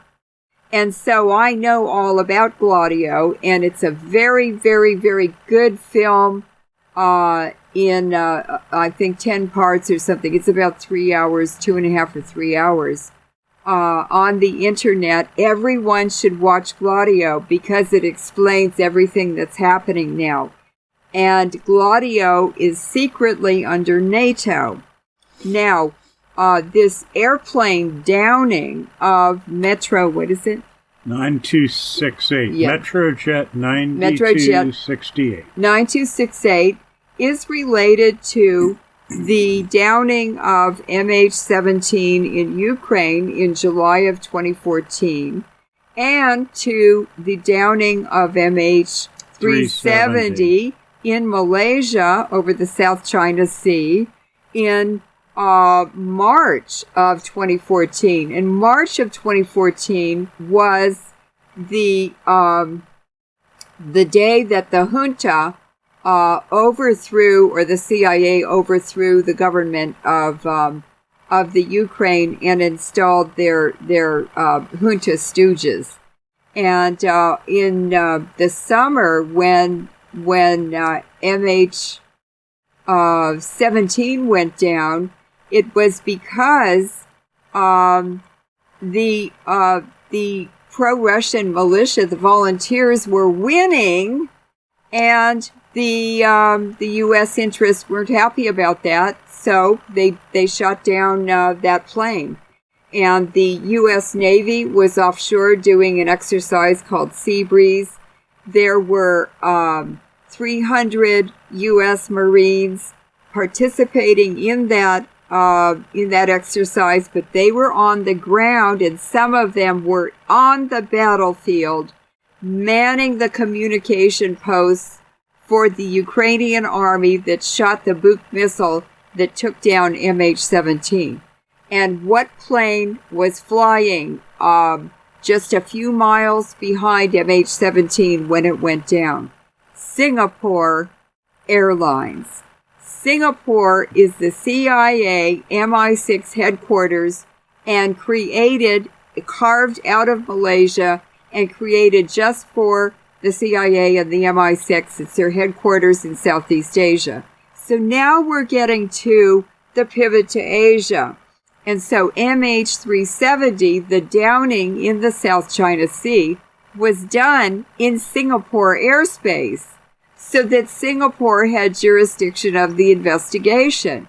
And this downing of MH17 in Ukraine is the other end, the other bookend of Obama's pivot to Asia. And the U.S. was involved in those shoot downs and the Russian downing in the Sinai. And, just a minute. Right. Wait, you're going to have to cut these out of the film. And, just a minute. Oh, God. These are the bookends of the pivot to Asia. And this is what Obama is intending to stop. He's going to stop this progression of lawlessness by these mercenaries. Putin. And this is what Putin intends on stopping. Yes. And so you can see that this Russian intervention in Syria to free Syria from all of this horrible war and looting and theft of everything and destruction of their archaeological treasures like Palmyra it's got to be shattering to Obama, because the pivot to Asia was his whole accomplishment as president, U.S. president. Right. I know what it was. Gladio. Go ahead. Yeah, just a couple of points. All of the analysis that I've seen suggests and reinforces that Gladio was intimately involved in the Paris Friday the 13th and is involved in this rolling false flag that they have rolling through Western Europe now to terrorize and to Patriot Act all of Western Europe. If you think back to earlier times when the Iranian hostage crisis and things like that were going down, there were planes going down then too. This all originates with the Project Northridge, which came out of the Joint Chiefs of Staff, the head of all the branches of the military in the United States in the time of Kennedy. And General Lemnitzer was the chief of staff. Colonel Lonsdale, who was involved with assassination teams in World War II in Japan, and Curtis LeMay, who was in charge of the firebombing of Japan in World War II. Those three guys are completely crazy, and they're really lunatics, and they were. Mm-hmm. And they set up this plan to shoot all these planes down and cause these false flags and blame other countries. That's where this is coming from. And when President Kennedy went to the Pentagon to have his very first meeting with the heads of his military, he sat there with his aide for 10 minutes, listening to them, first time he met them, and he turned to his aide and said, "This meeting's over for us, we're leaving." He got up and walked out of the meeting, and as they were walking down the hall of the Pentagon to leave the building, Kennedy turned to his aide and said, "These people are effing crazy. And he fired Lemnitzer, and he sent him to Europe to be the head of NATO. Now, what did Gladio do at that time and around that time, and all through the post-war period? If you remember Carlos the Jackal, the Red Brigade, the assassination of the Aldo Moro, president of Italy, Aldo Moro, the bombing in the nightclub in Germany, this was all Gladio, and Carlos the Jackal was finally assassinated, but he was actually working for the Israelis, the Mossad. And this, in this film, it says very, very clearly, it's the intelligence chief. I mean, this filmmaker interviewed the actual intelligence chiefs and parties who were participating in Gladio at that time. And this intelligence chief said, well, no terrorist organizations can exist without the support and funding of an intelligence agency. So anytime we see these terrorism events, it's our own government or the government next door or a joint project that they're carrying out. They work for government agencies. It's a proxy means of applying force or changing public opinion. It's to create a theater of tension, a constant theater of tension that keeps the citizens on the edge and persuades them to vote for things that give up their rights for protection. It's like I said, it's a protection racket. Right. Now, let me just kind of roll out some hypotheticals and to get your feedback on it, because I've been puzzling now that we've shown through the objective evidence that it was a directed energy weapon that was responsible for shooting down Metrojet 9268. You have to ask, what was the game plan? In other words, why did the U.S. shoot down a Russian civilian aircraft, killing over 200 people? And what was their game plan? Where did they think that this was going to lead?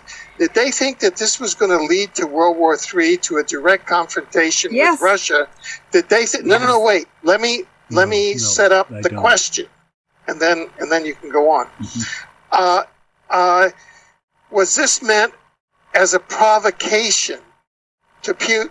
It was meant as a provocation by the Israeli Anglo-American axis to Putin, where we're going to shoot down one of your civilian airliners. Now what are you going to do? And if you're provoked, we're going to come at you, or whatever. And Putin then says, okay, let me step back. And in martial arts, he comes back and he says, oh, guess what? I'm going to throw a false flag card at you. Oh, that was an ISIS false flag. So now that gives me the permission to bomb ISIS. And guess what? You're going to have to bomb ISIS with me, and I'm going to show you up as not even doing your thing. So Putin is really the superior general, the superior martial artist, right? Yes, he is. So, yeah. Now, could you affirm and kind of walk us through that logic? Is that what happened, do you think? I very sincerely do think that they made a determination that there was no advantage to starting to talk about the newer technologies. They also have these newer technologies. When you start throwing things like this around, it's over the line. And what you're doing is you're daring them to overreact. And at the same time, what you're trying to do is you're trying to get their own population's public opinion to turn against them. So what you have is you have dead Russians. Now, a serious miscalculation got made here. I think they forgot what Russians are. Because, my Lord God in heaven, you had nothing but dead Russians all around you in World War II. 15, 30 million, somewhere in there. And it didn't stop them. It only got them more and more and more pissed off. And the Russians were rescuing Europe. They rescued Europe 4 times in the 20th century. 20 million Russians died in World War II to save Europe. Right. And so this was just an arrogant miscalculation by the Americans, by the Israelis, and by the Brits? It's even worse than that. In Asia, they have business plans that are 1 month, 6 months, a year, 5 years, 500 years. That's how they plan. That's how the Russians plan. The Americans, the Wall Street Americans, have their business plan is for 1 quarter. In other words, 3 months. And they can change at any time in that 3 months if they want to. They don't even have to carry through with their business plan for 3 months. They can change it. And so Americans are sort of used to instant gratification. They don't have a history that it's so short that they never needed to plan for long periods ahead. We're only less than 300 years old. And they just have a totally different culture that's the result of hybrid mixing. Mixing from all kinds of cultures over 250 or 300 years. So we don't have the same long-term perspective. We don't have the same corporate memory or the deep time experience, thousands of years, that Eurasians have. Mm-hmm. Central Asians have. And so they do stupid things. They're overconfident. American soldiers were called Pindosi by the Ukrainians. They made fun of them. Pindosi is the word for penguins. And you know how penguins walk back and forth? They kind of waddle. Well, it's because Americans have so much gear and bells and whistles, every soldier does, that he's so heavy and loaded down with his crap that he can hardly walk. And it's a volunteer militia fighting with their spirit, fighting for their wives and their families and their people and their land. They're the Cossacks. It's the Cossacks who picked up 50 old Kalashnikovs that were taped. The wooden stock was taped onto the barrel. They were so old, left over from World War II, and they didn't even have training. And but they have that corporate memory, and they still speak their traditional ancient Cossack language. So they have that tribal culture still that has kept them alive through thousands of years of change. And they kept what worked for them, and they discarded what didn't work for them, and they incorporated new ideas and new genetic material to make them stronger and to give them hybrid vigor so they could compete. And they completely wiped out that army many times, and within about 2 months they had every time they trapped the Ukrainian soldiers were loaded up with all new kinds of American tanks and planes, and they shot all their planes down with shoulder rockets like in about 3 weeks. And so the militia, the volunteer militia, ended up with more equipment that they had taken from the Ukrainian army than the Ukrainian army had. And finally, the president and the prime minister had gone to so many countries with begging bowls asking for military equipment and money that they finally said, we're not giving you any more in the U.S. Then they went to the European Parliament and the European countries, and they said, no, we're not giving you any more. And finally, they ended up, Belarus gave them hundreds of old tanks that had been parked around the Chernobyl nuclear power plant. When the disaster happened, they were all radioactive, and they were ratty and unrepaired and everything. And train loads of those radioactive tanks went to the battlefields for the Ukrainian soldiers, because the militia, the volunteer soldiers, pro-Russian, mostly miners, had the best equipment. They had all the new equipment, the new guns, everything, and they learned how to use it all. And finally, Putin had to stop that conflict because 14,000 Ukrainian soldiers were killed in 2 days by the militia. They were trapped in a cauldron, and the militia took all their equipment. They tried to get the Ukrainian military to leave. They said, please surrender, put down your arms, leave your gear here, and we will give you safe passage out of this cauldron. You're on our land. And we will take you to the battle line, the battlefront, and you can go home.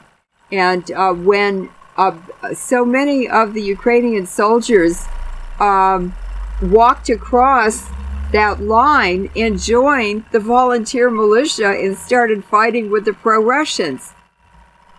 They were also ambushing their own people who were trying to join the militia. There was more going on than just that. Poroshenko, every time his army got put into a new cauldron, there was a new pickle, a new anything, he would scream for a ceasefire. Yes. They would go back and they'd start negotiating some more. Now, he'd go on local television the entire time that they're doing these peace negotiations, telling everybody and their cousin, oh, we're rearming, and that they would go out for the next round of it. This accomplished a couple of things, including killing his own population to get them out of the way, because he didn't want them coming back at him. And that was going on. Also, you had your Minsk agreements. Now, every time he had to give more concessions there, what he did was he turned around, he came back, and in his legislatures for Verkhovna Rada, he would reinterpret what it was that he had agreed to at Minsk. That would be legislated, and on the flip side of it, they'd start their next war. It finally got so bad. They finally lost so much gear. They finally lost so many people. They finally got themselves so bedraggled that the militia were starting to smell, all right, well, let's just go take Kiev and get this damn thing over with. Well, that was when they started the nuclear blackmail. You've got your Zaporizhzhia happening at the end of 2014. The nuclear power plant was deliberately sabotaged by the Prime Minister, Yatsenyuk, and it created they had Chernobyl-level accidents there and releases that nuked Greece, but it nuked all of Europe and Scandinavia all over again. And all those people in Greece they're going to die. They're going to die with much shortened lifetimes. And it's all part of the IMF banking and all these scams to steal countries and displace people. And if they can't move them, they'll kill them. They then lit the Chernobyl forest on fire twice. It's still burning. Which is redistribution of radionuclides. They turned around. They threw Soviet battlefield tactical nukes at Donetsk. Right in the main city. They were also given some of the new tactical neutron, the small bombs, the mini nukes. They lit some of those off, too. And it was Secretary of State John Kerry who personally had the mini nukes flown to the Ukraine to a certain airport, and Poroshenko accepted them. and they detonated those right in the cities, in the war zone. And this is why Putin had to have the whole thing grind to a halt. And he just kind of, in the background, made it stop for a little while. And apparently he also made it very clear he didn't want any more nukes going off. And this is very relevant to what that American general said when he said, "Yeah, we've crossed the red line too many times with the Russians." Mm-hmm. With the Russians. Yes, oh, yeah. and Putin did not want a nuclear war. Right. Let's kind of steer back to talking about strategic bombing. Let's steer back to some of the strategic bombing that Putin has been doing from the Mediterranean, from the Caspian. Yes. In support of the effort to eradicate the I like to call it, the Israeli, American, British project known as ISIS. Right. from Syria. Could you talk about that? Let's look back for a second to invoking Article 51 of the United Nations. What he's made clear there is that he is willing to wage unlimited war. That's the first thing, in his own self-defense. Yeah. The next thing is he announced that the strategic bombers are now flying. What this is he has stated out loud and for the record, none of our weapons are off the table now. Everything is on the table. Except nuclear weapons. No. They haven't said they're off the table. They just haven't fired any yet. He has said that he will fire a nuclear weapon. He will sink a ship if he needs to sink a ship. He will sink a country if he needs to sink a country. Yes. He doesn't want to. That's what he has said. But he said they're all on the table now. Mm-hmm. And in other words, he is not ruling out. And that's right. In much the same fashion that when MH17 was taken down, a new weapons demonstration was made of the laser weapons system. He's showing off their new cruise missiles, their new ECW, their electronic countermeasures warfare. He's showing off a lot of things that have just totally flabbergasted NATO. And the intelligent people over at the Department of Defense and the Pentagon, well, they've mentioned that these weapons are formidable. I do believe they have said that certain of them are unanswerable. And these are the other things he's doing, is he is actually wheeling out and giving a demo of some of these things now, like when they sent the helicopters down to Syria, they sent them down in transport planes. Nobody saw it. Nobody knew Nobody saw them go. Nothing. And Russia has developed an entire new kind of warfare with helicopters. They've never been used like this. And so what Russia is doing is they had the fighter jets bombing ISIS, the infrastructure. They are not bombing anything civilian. They're not touching anything civilian. And he didn't want any of the allies in any way damaging anything in the civilian sector. Then he I keep blanking. Just a minute. Wait. Let me. It's because you're moving everything. It just takes a little bit to knock me off.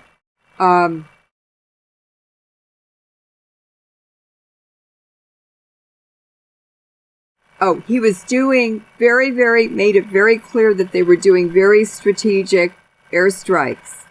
Then he brought in the helicopters, and the jets go over and they drop bombs and shoot missiles and stuff, but the helicopters come in real low, and they're shooting phosphorus off of both sides of them, and the phosphorus is hotter than the airplane is, so that the anti-aircraft missiles shot from the ground go after the phosphorus instead of the helicopter.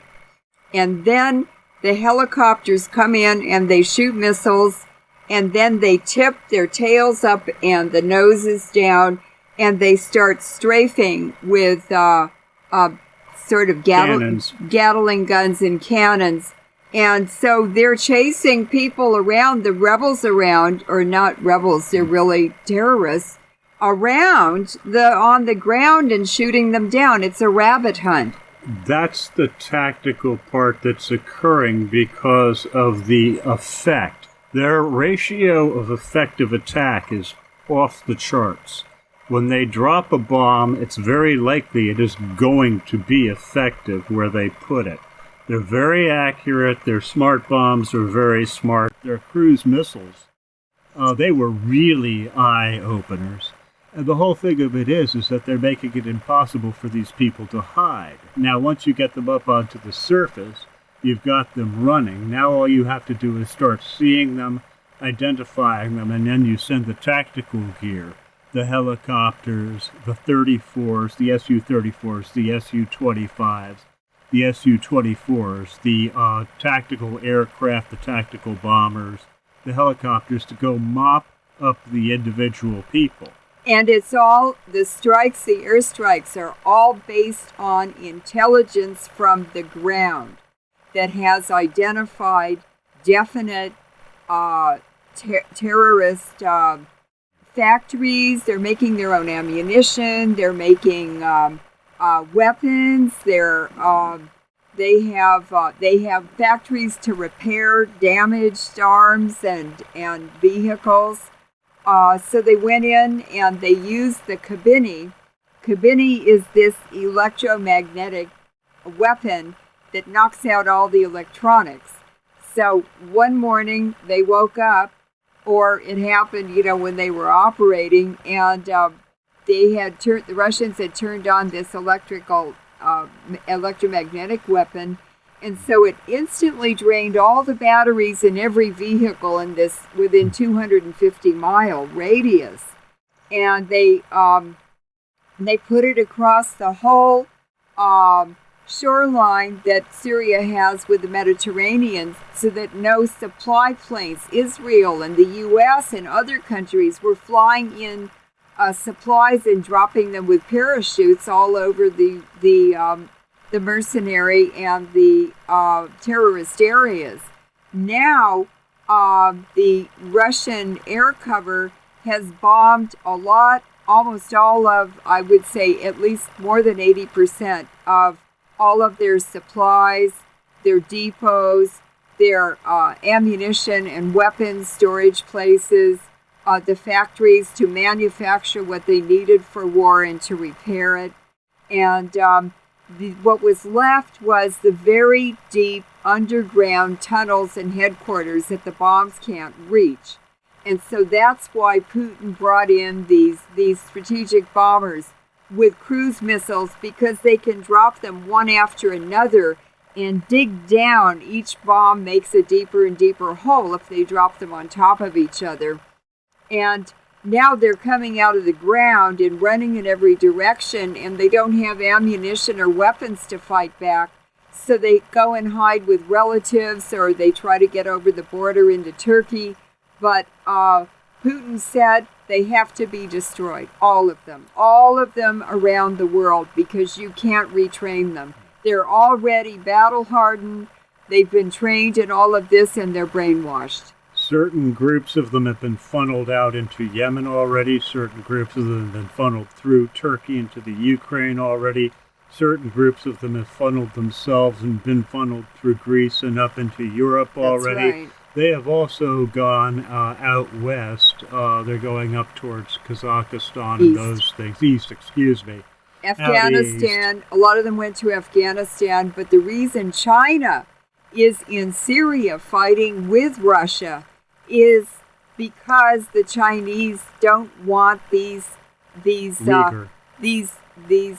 terrorists in Xinjiang province, where the Uyghur or the Chinese Muslim tribes are, and they are fighting China and the pipelines from China into Central Asia go through the Uyghur territories. And Muslim Uyghurs are fighting with ISIL in Syria. Yes, they are. Yeah. Now let me ask you a question, because the kind of political issue du jour in North America, most notably in the U.S. and somewhat in Canada, is that we don't want any Syrian refugees because ISIS is going to hide among them, and we're going to, and that's a way to import the ISIS terrorists into North America, and we're going to import terrorism in North America. To what extent is there any reality in that argument? The families, the Syrian families are what they are saying they won't allow in because they're terrorists. They're taking the young Syrian boys, as many as they can, that they can use in our military and training them. They're taking anyone who has any kind of military skills or applications. So as long as they're military and we can train them and use them as terrorists, then they can come in. But we don't want the families here. I see. So this is just, it's utter political nonsense, and Yes. what they're continuing is just to feed the military-industrial complex, and the U.S. as basically continues what we call the USA Corporation as the military contractor of the City of London and the Vatican. Is that basically Let me what give it you is? some numbers. And we're taking it to bare metal. Let me give you some numbers. Putin, the Russian military budget is $50 billion a year. Look what he's done with $50 billion a year. He's built relevant, new, and upgraded weapons that are suitable for the environment. They designed and built special corvettes. It's a kind of a ship for the Caspian Sea. And he also made a treaty with all of the countries that surround the Caspian Sea. They all made a treaty that no militaries can enter that area. There can't be any wars or any presence of any military at all. It's only for the residents of the Caspian Sea and the legitimate governments of the Caspian Sea. So he was launching cruise missiles from those corvettes into Syria and doing very serious damage to the ISIS infrastructure. Then, this is all after his midnight meeting with his staff, and he invoked the UN Resolution 51. And people woke up, and they'd been firing these, 30 or 40 cruise missiles from the Caspian, while their submarine offshore from Syria was firing cruise missiles into Syria. From the Mediterranean. And then he had all these strategic bombers. They always come out of Russia and fly back. They don't stay in Syria at all. It's too dangerous. And these are Soviet-era strategic bombers that are faster. They're so fast they can't even shoot them down, some of them. And they have very good strategies. They have other planes that protect them shooting that phosphorus when they're flying. They carry ECW, the electronics countermeasures. Also, so what Putin did was he told them to use, or the military decided to use this electronics. I didn't finish this story. So suddenly, all of the terrorists had no vehicles they could drive. The batteries were all dead. The ignitions were all junked up by the electronics. No cell phones worked. No radios or transmitters or receivers worked, so there was no communication. And it created complete pandemonium. So he's got all these systems that are very, very practical. They're very scientifically designed on very good principles, and they absolutely work. He spends $50 billion a year on that, and basically he put that military together pretty fast in the last 3 years. The designs had already been in the works. But in contrast, the U.S. military has a budget of over $500 billion a year, and they couldn't even hit one ISIS site in over a year of bombing and strafing and all these military campaigns, because they were really protecting ISIS, their assets, and they were bombing civilian infrastructure, or they were going to an empty part of the desert on the border with Jordan and just dumping their bombs there. So this has been very, very, very interesting to follow this, and you can't get this in the Western media. You have to read the Ukrainian media, the Russian media, the media over there. And they're much more revealing, they're much more honest about things, and I'm not saying they don't have propaganda too, of course they do, but you can certainly get a lot more information there, and a lot of what we're presenting today is from those sources. Right. Now, I just want to go and cover one topic that we've actually covered somewhat during the program, but just to make sure, and that is that the subject of France changing sides. Do you think that has really occurred? Yes. I think that France has definitively gotten pissed off at the United States. France still is a member of NATO. France presently has a new relationship with Russia. Russia is letting them, quote, lead the attack on Syria now, unquote. The Russians didn't really want Syrian oil infrastructure bombed. It's one of the first things the French did bomb. So I have to ask myself, how much of this is really them going with the Russians? How much of this is self-serving? How much of this is a NATO appeasement? And how much of this is trying to form a new methodology for creating mission creep with the Russians, because they haven't been able to do it up until now. So we got to keep our eyes open for all of these things, and the reason why is for the same reason that he would false flag his own country in order to get reelected, for instance. All of these reasons. Right now, France is playing loose and fast, and we'll see where their real allegiances lie down the road. And Right. all of these factors are in play. It's very, very complex. You can't figure it out from one story or a month of studies.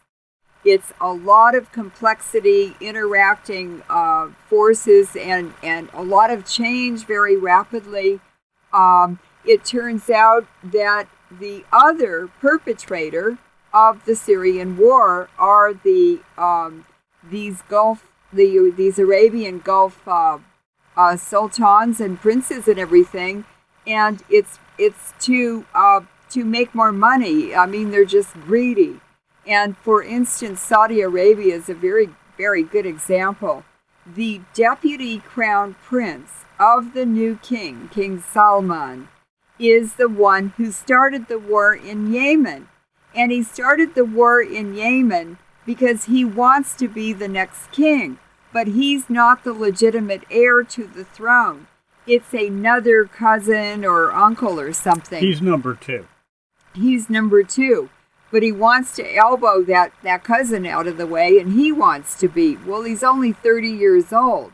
He's the head of OPEC. He has all these important positions as the deputy crown prince, and he's also stepped in to do things his father's really not very well. So he's assuming some of his father's responsibilities. So what did he do? He went to Yemen, He said, oh, they have lots of oil and gas deposits that aren't developed. They're mineral wealth. And he said, so I'll just start a war and we'll get all that free and add Yemen to Saudi Arabia. And he said, and then that will make me a hero in Saudi Arabia. People don't really like him. And so he went and started a war against the Houthis in Yemen. And the Houthis are the best fighters in Yemen. They're the most religiously devout and spiritually clean and most honest tribe. They're from the western side of Yemen on the Red Sea. And they've taken over 1/2 of Yemen back, including the capital. They ousted the government and they have their own people in.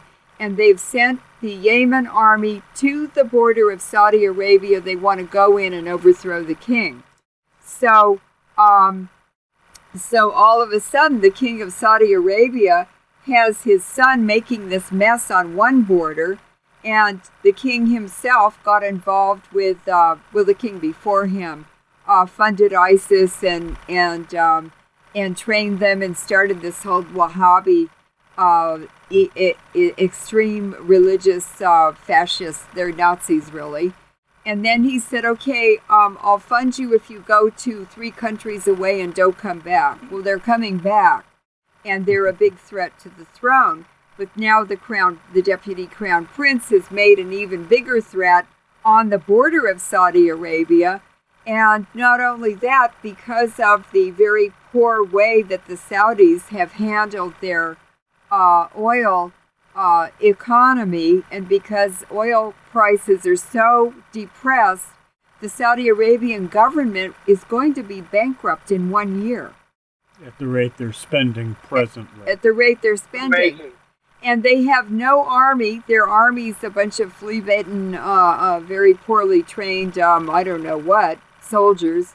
And so the king of Saudi Arabia has to hire mercenaries. And the crown prince, who is not a brother, he's an older cousin or uncle, they just get fed up enough with this kid to cut his head off at the rate things are going. Oh, he can end up he can end up assassinated, because he's already called a family council to deal with this problem king and his problem son.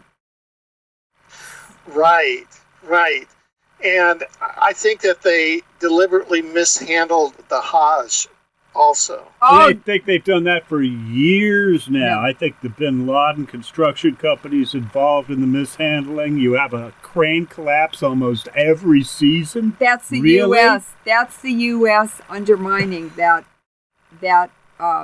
royal family and the peace and stability in Saudi Arabia. They're destabilizing it. Right. Okay, now we're coming to the end of our segment here, but I have one question, and it's this: there was a newspaper out of South America, I think today or yesterday, that said, "Oh, well, looking at world affairs, we can take our protocols and say that World War III has started or is starting." What do you think about that analysis? I think if I had a nickel for every time that World War III having been started has been announced, I'd have more than a few nickels. Personally, I think World War III has already ended, but that's another story.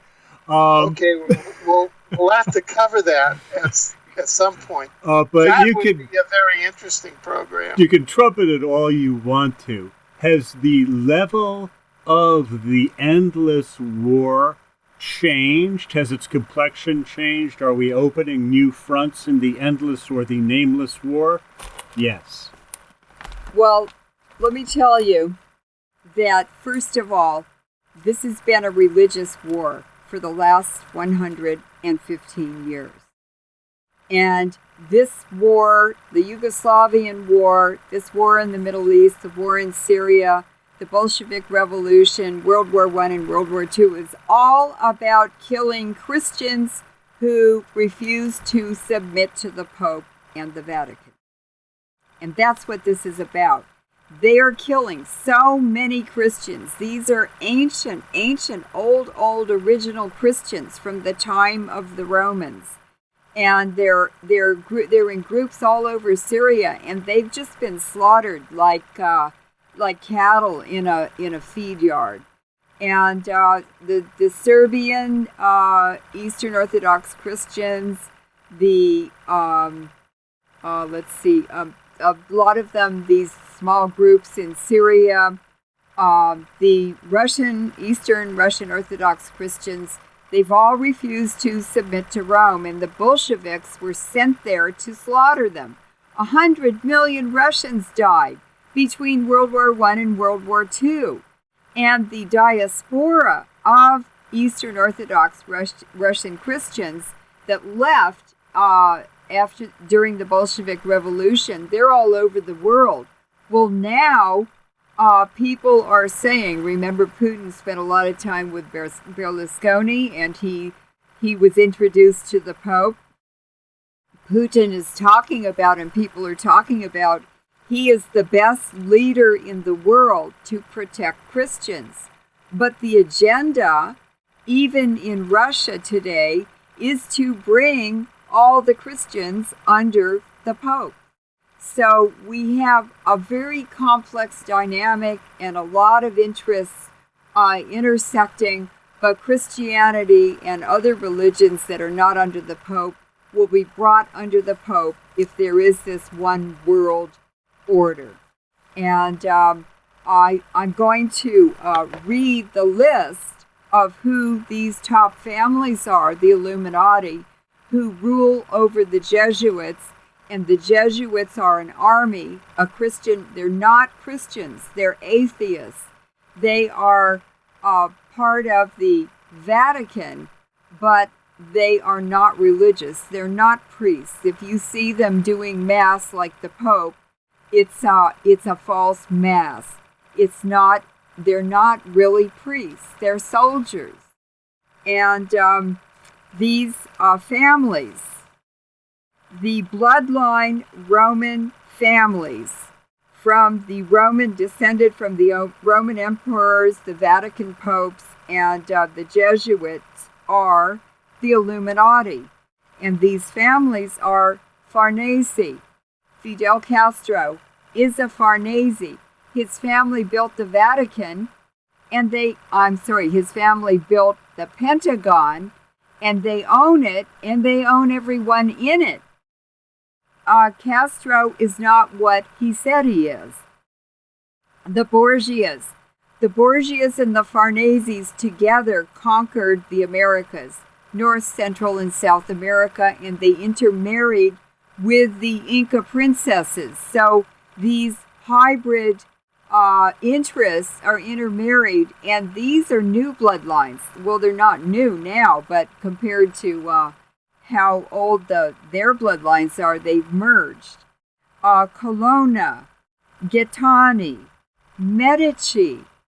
The Medici family, or the Medici bloodline, took over the Bourbon bloodline. I'm from the Bourbon bloodline, and they murdered my uncle, my grandmother, and my uncle's lover. The Pamphili, Orsini, Aldobrandini.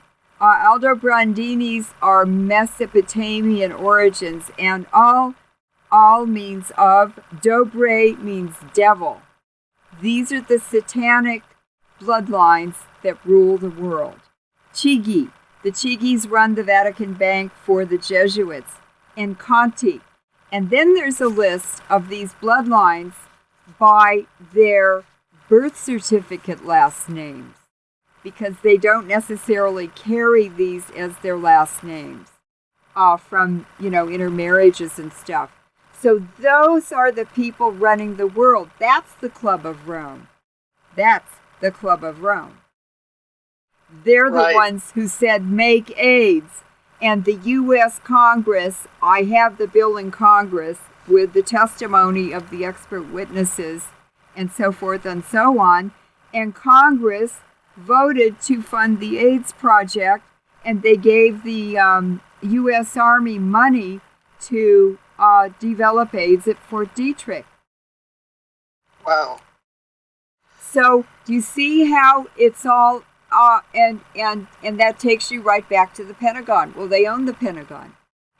Well, if Putin is involved in this overall vision or scheme to protect Christianity, and the Pope is at the apex of that, we'll have to do another program on that, because that seems to be at odds to his mission as political and military liberator. But remember what Putin does. And Russians have traditionally been very, very secretive. They don't leak their secrets. If he had talked about what he was going to do, he never would have been able to do it. He doesn't do it. He does it the Central Asian nomadic warrior way, and that is if you know a tribe's going to kill your tribe, you kill that one first. Right. Now let me ask you, is there any points or items that you had wanted to bring up that you haven't had the opportunity to bring up? Well, I would just like to say that wars are always covers for genocides. And wars are always covers for land grabs and things like that. And these pitiful kings and queens and their armies and the oligarchs, the rich people and the nobles and everything cook these things up to cannibalize, to parasitize the public, the poorer people who are weaker and can't fight back. And so this whole flavor of robots and the Robota and genocide and all of this stuff, the particular flavor of it now that the U.S. is practicing comes out of Czechoslovakia and Eastern Europe. And so now these people in the U.S. who were born or have blood ties to those countries are the politicians. Hillary Rodham Clinton. I investigated her. I said, where did she come from? Well, Rodham is a shortened word, a last name for Rodinsky. Her family is from Rodinsky in Poland. They were Polish Jews. John Kerry, his family name was Cohen. He's from, his parents left Czechoslovakia in World War II, changed their name from Cohen to Kerry, converted to Catholicism, and they were flown right to Chicago, which is where all the high-level people come, the scientists, whatever they're bringing here, the Rockefellers are bringing here, they bring them to Chicago, straight to Chicago. And then they get dispersed around the U.S. and settled into whatever role they're supposed to play. So John Kerry's family own a lovely chateau in Normandy, and the reason is that they were court Jews or Hofjudah, and they advised the the Habsburg courts for centuries. And all of the accumulated wealth and art and everything, treasures, can never be removed from continental Europe. So when there are wars, like World War II, his family bought a chateau in France, moved all the family treasures there, and then they emigrated to the United States. But he is, his interests and his loyalties are always to the powerful people. Madeleine Albright is not from a Hofjudah family, Czechoslovakian, but she is Czechoslovakian. and her father had been ambassador to Yugoslavia. And World War II happened, so Czechoslovakia was taken over by the Soviets, so he lost his position as ambassador and was bitter the rest of his life. So the U.S. government put her in as Secretary of State to do the negotiations on Yugoslavia. And she was safe because she carried her father's resentments. And so you look around and you investigate the backgrounds, and it takes you to the truth. It's real simple. Wow. Well, before we leave, do you, both of you, would you like to say some words, each of you, to our viewing audience in these kind of, some people find them confusing, other people find them exhilarating, some people find them depressing times? Well, yeah, but I think a lot of people have said over and over about our interviews is that they go, my God, she's educating us, or he's educating us. They can't believe it. They sit down to watch a video and they think they're going to be entertained. Yeah. And it's not entertainment. And then these women are going, oh, I've watched it 3 times or 5 times. Each time I get more out of it. Or one man, an astrophysicist in Hamburg, Germany, said, oh my God, my wife discovered your site and I hardly ever see her again. She goes in her room with her internet and she's looking at all your site all day and all night long. So that's good. It's good to empower people and to inform people, and that's what we're doing. We're doing a public service, Alfred, and I think that you and I have worked so well together for 15 years and covered, we started out talking about HAARP, and then it turns into this, and then something else, and it's just been a big, long adventure. But what a great intellectual adventure. Right. And if people want to go to your site, where should they go? It's LeurenMoret.info, and Larry made the website, and it's beautiful. It has art, it has archaeology, it has science, it has geopolitics, it has love, it has lifestyle, it has everything on it. So please go and start nibbling in our pasture. The grass is free.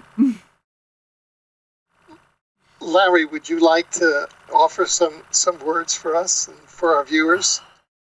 Certainly. What we're all experiencing now is new. I mean, it is brand new. Nothing like what is occurring now has ever occurred before. That's the first thing to accept. Just know it. This hasn't ever happened before. It's never happened like this. What's occurring now is larger.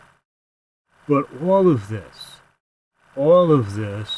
is part and parcel of what has occurred geopolitically within what is known as humanity over what is known as deep time.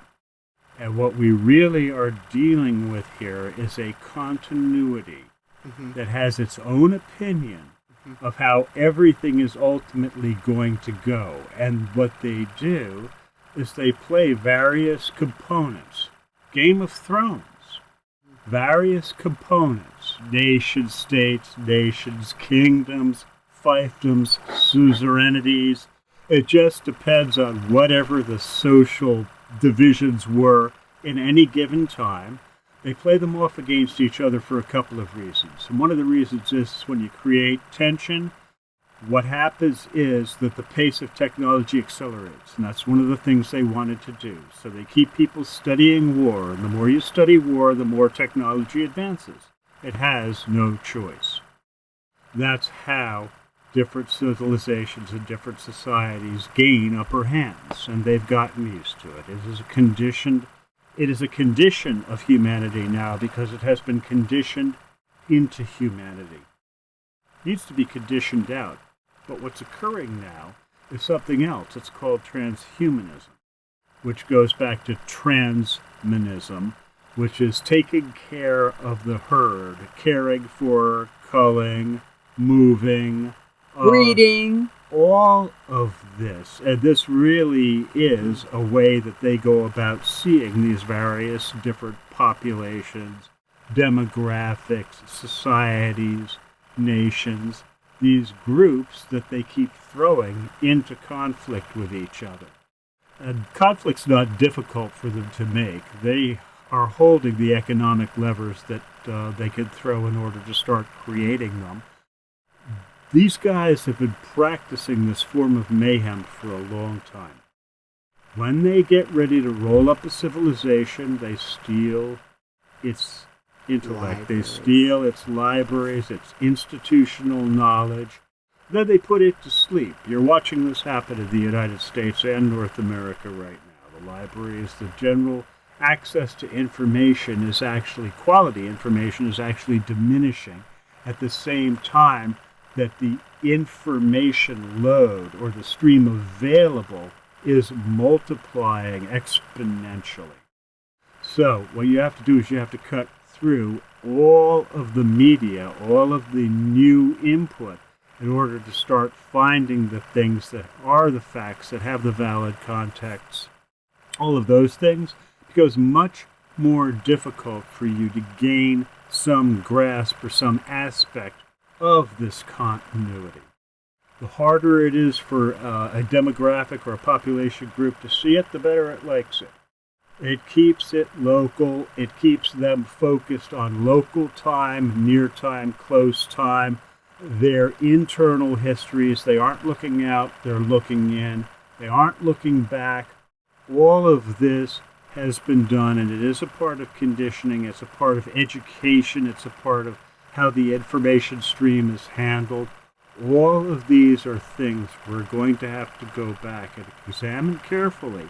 We're going to have to make up our minds how, as civilizations, do we really want to live. And in America, we're coming down to a real crunch time now. There's very, very little time left for an American population to make up its mind that it doesn't want to be put to sleep. It doesn't want to see a nation stripped to bare metal. It doesn't want to be turned into nothing but an arms manufacturer, merchant, and a creator of mercenaries, which is where they're taking this nation to right now. The educational system is being flipped over, and it's being now marketed overseas, out of state, to whoever the highest bidder is, the people who will bring the most money, which normally are the foreign students. What's happening when they're here is they're being propagandized, they're being conditioned in a new fashion, and they're being sent back to their nations in order to start whole cycles of conflict and tension in those areas. One more time for the record. We need to take a look over our shoulders. Samuel Clemens Mark Twain said it quite elegantly. History does not repeat itself. It echoes. This isn't a diminishing echo. The echo is getting louder with every time around. That's the advance of technology. These people have thrown an accelerated entropy switch. That is what humanity is now working against. This is where we are. Accept it. Don't let it overwhelm you. Now, what you could do is you can start looking around, seeing who's doing what, and when enough of us start saying out loud, yeah, well, what you're doing, that's just plain unconstitutional, and oh, by the way, what's going on here, we can't be doing this anymore. When enough of the population gets to that point. So it's time for us to empower ourselves. It's time for us to really figure this one out, because the clock is running. Very eloquent and very profound. Thank you. You're welcome. Thank you for giving me the time to say it. Yeah, go ahead, Leuren, please. And what I would like to say is that what we're bringing is information that can empower people and free them from the fear, from being frightened. This is terrifying, what is happening. But we can't run away from the change. The change is rolling along. It's bigger than we are. So we need to make our spirituality strong and to be powered by our spiritual power. And it protects you from the dark energy. Stay away from universities. They're being turned into satanic training camps for creating students into ISIS-like operations. Stay away from them. Keep your children out of them. And the tuition is so expensive now, even for the state universities that should be free, that a student taking out student loans will never be able to pay that back. And the conditions are that if they don't, their parents have to. And if they don't, then the children that aren't even born yet of these students will have to pay back their parents' loans. Oh, wait. And in terms of health, we're in a nuclear war.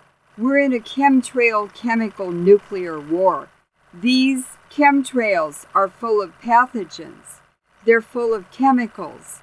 They're full of radiation. And they're full of other strange things we don't even know. Nanoparticles that are antennas in your body that can change your DNA and your chromosomes.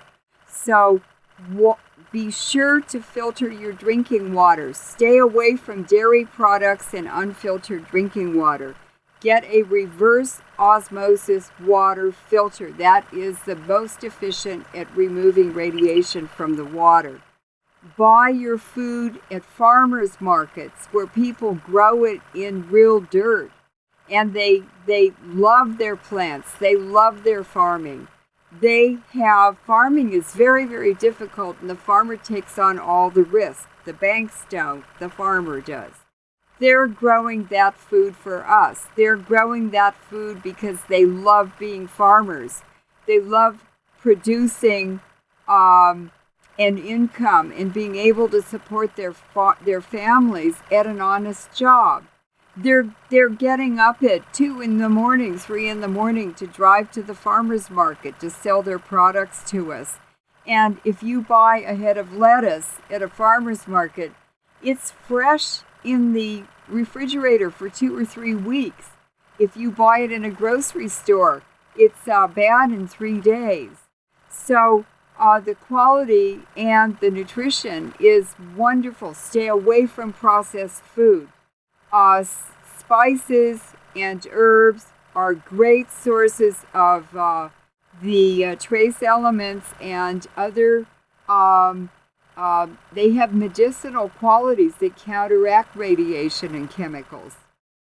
And find an herbal shop. Start learning about essential oils and herbs, because our bodies and our cells operate on electromagnetic frequencies. And when your cell or your organ is off frequency, that's what disease is. All you have to do is go out down to your herbal shop and say, gee, I have a bladder infection, or I have styes on my eyes, or I have acid reflux, or whatever. You'll pay $2 or $3 for a few little bags of herbs, go home and make tea out of it, and you're well the next morning. So there's so many ways to live on less, but to have a much fuller and richer life. And the most important thing is love.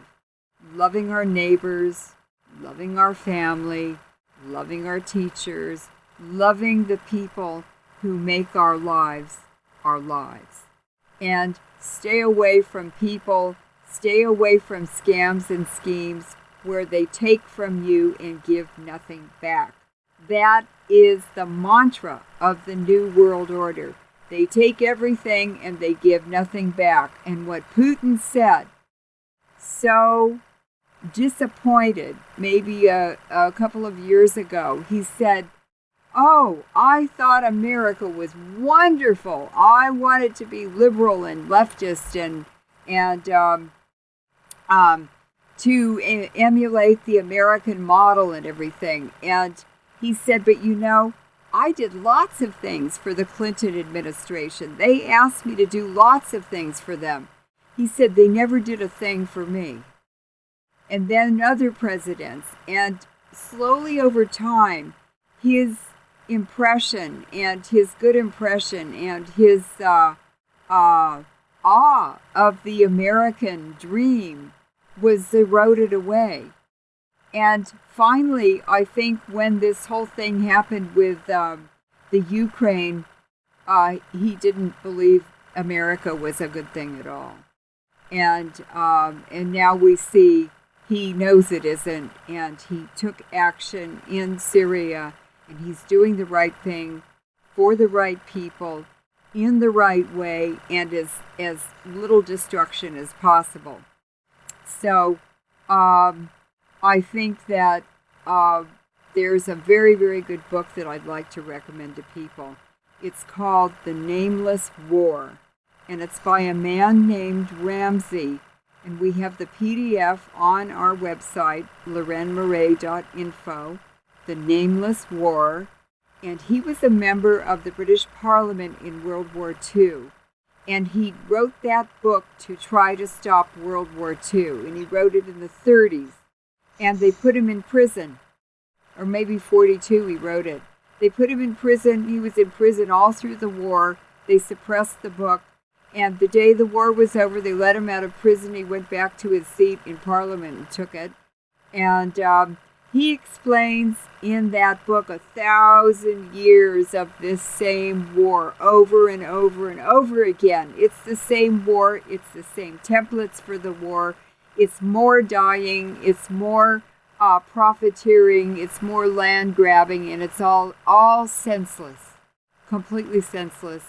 Benefits a few and harms, very badly harms a great number of people.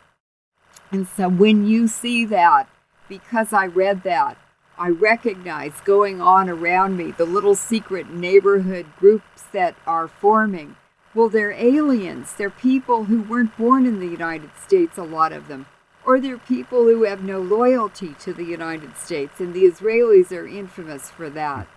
And so you start, you read that, and suddenly you understand what's happening all around you, and then it's not so frightening because it's been happening for 1,000 years and 1,000 years before that and 10,000 years before that. So just open your heart to this and open your mind and empower yourself, educate yourself, share it with people. Just start making real relationships based on real facts, and your life will change a lot. And suddenly, out of nowhere, the right people will just come and find you because you're doing the right thing. And they're right people, and they're looking for more people like them. But when you're lying and you're cheating or you're lying to yourself, which is the worst form of lying, those people won't come near you. And that is what everyone really wants. They want to be loved and they want to love. But you have to love yourself first. And you have to live in truth to be able to love yourself. And it's a great growing process. It's an adventure. Isn't it, Alfred? It is. Thank you, Larry. Oh, thank you, my love. And thank you so much. Okay. Well, I want to thank you both for your service and for all of the work that has gone in, not only to this program, but to our ongoing series, and for taking the time and effort to create this program today and the research to bring the astounding conclusions of this program today. And we look forward to you joining us again in the future as events develop.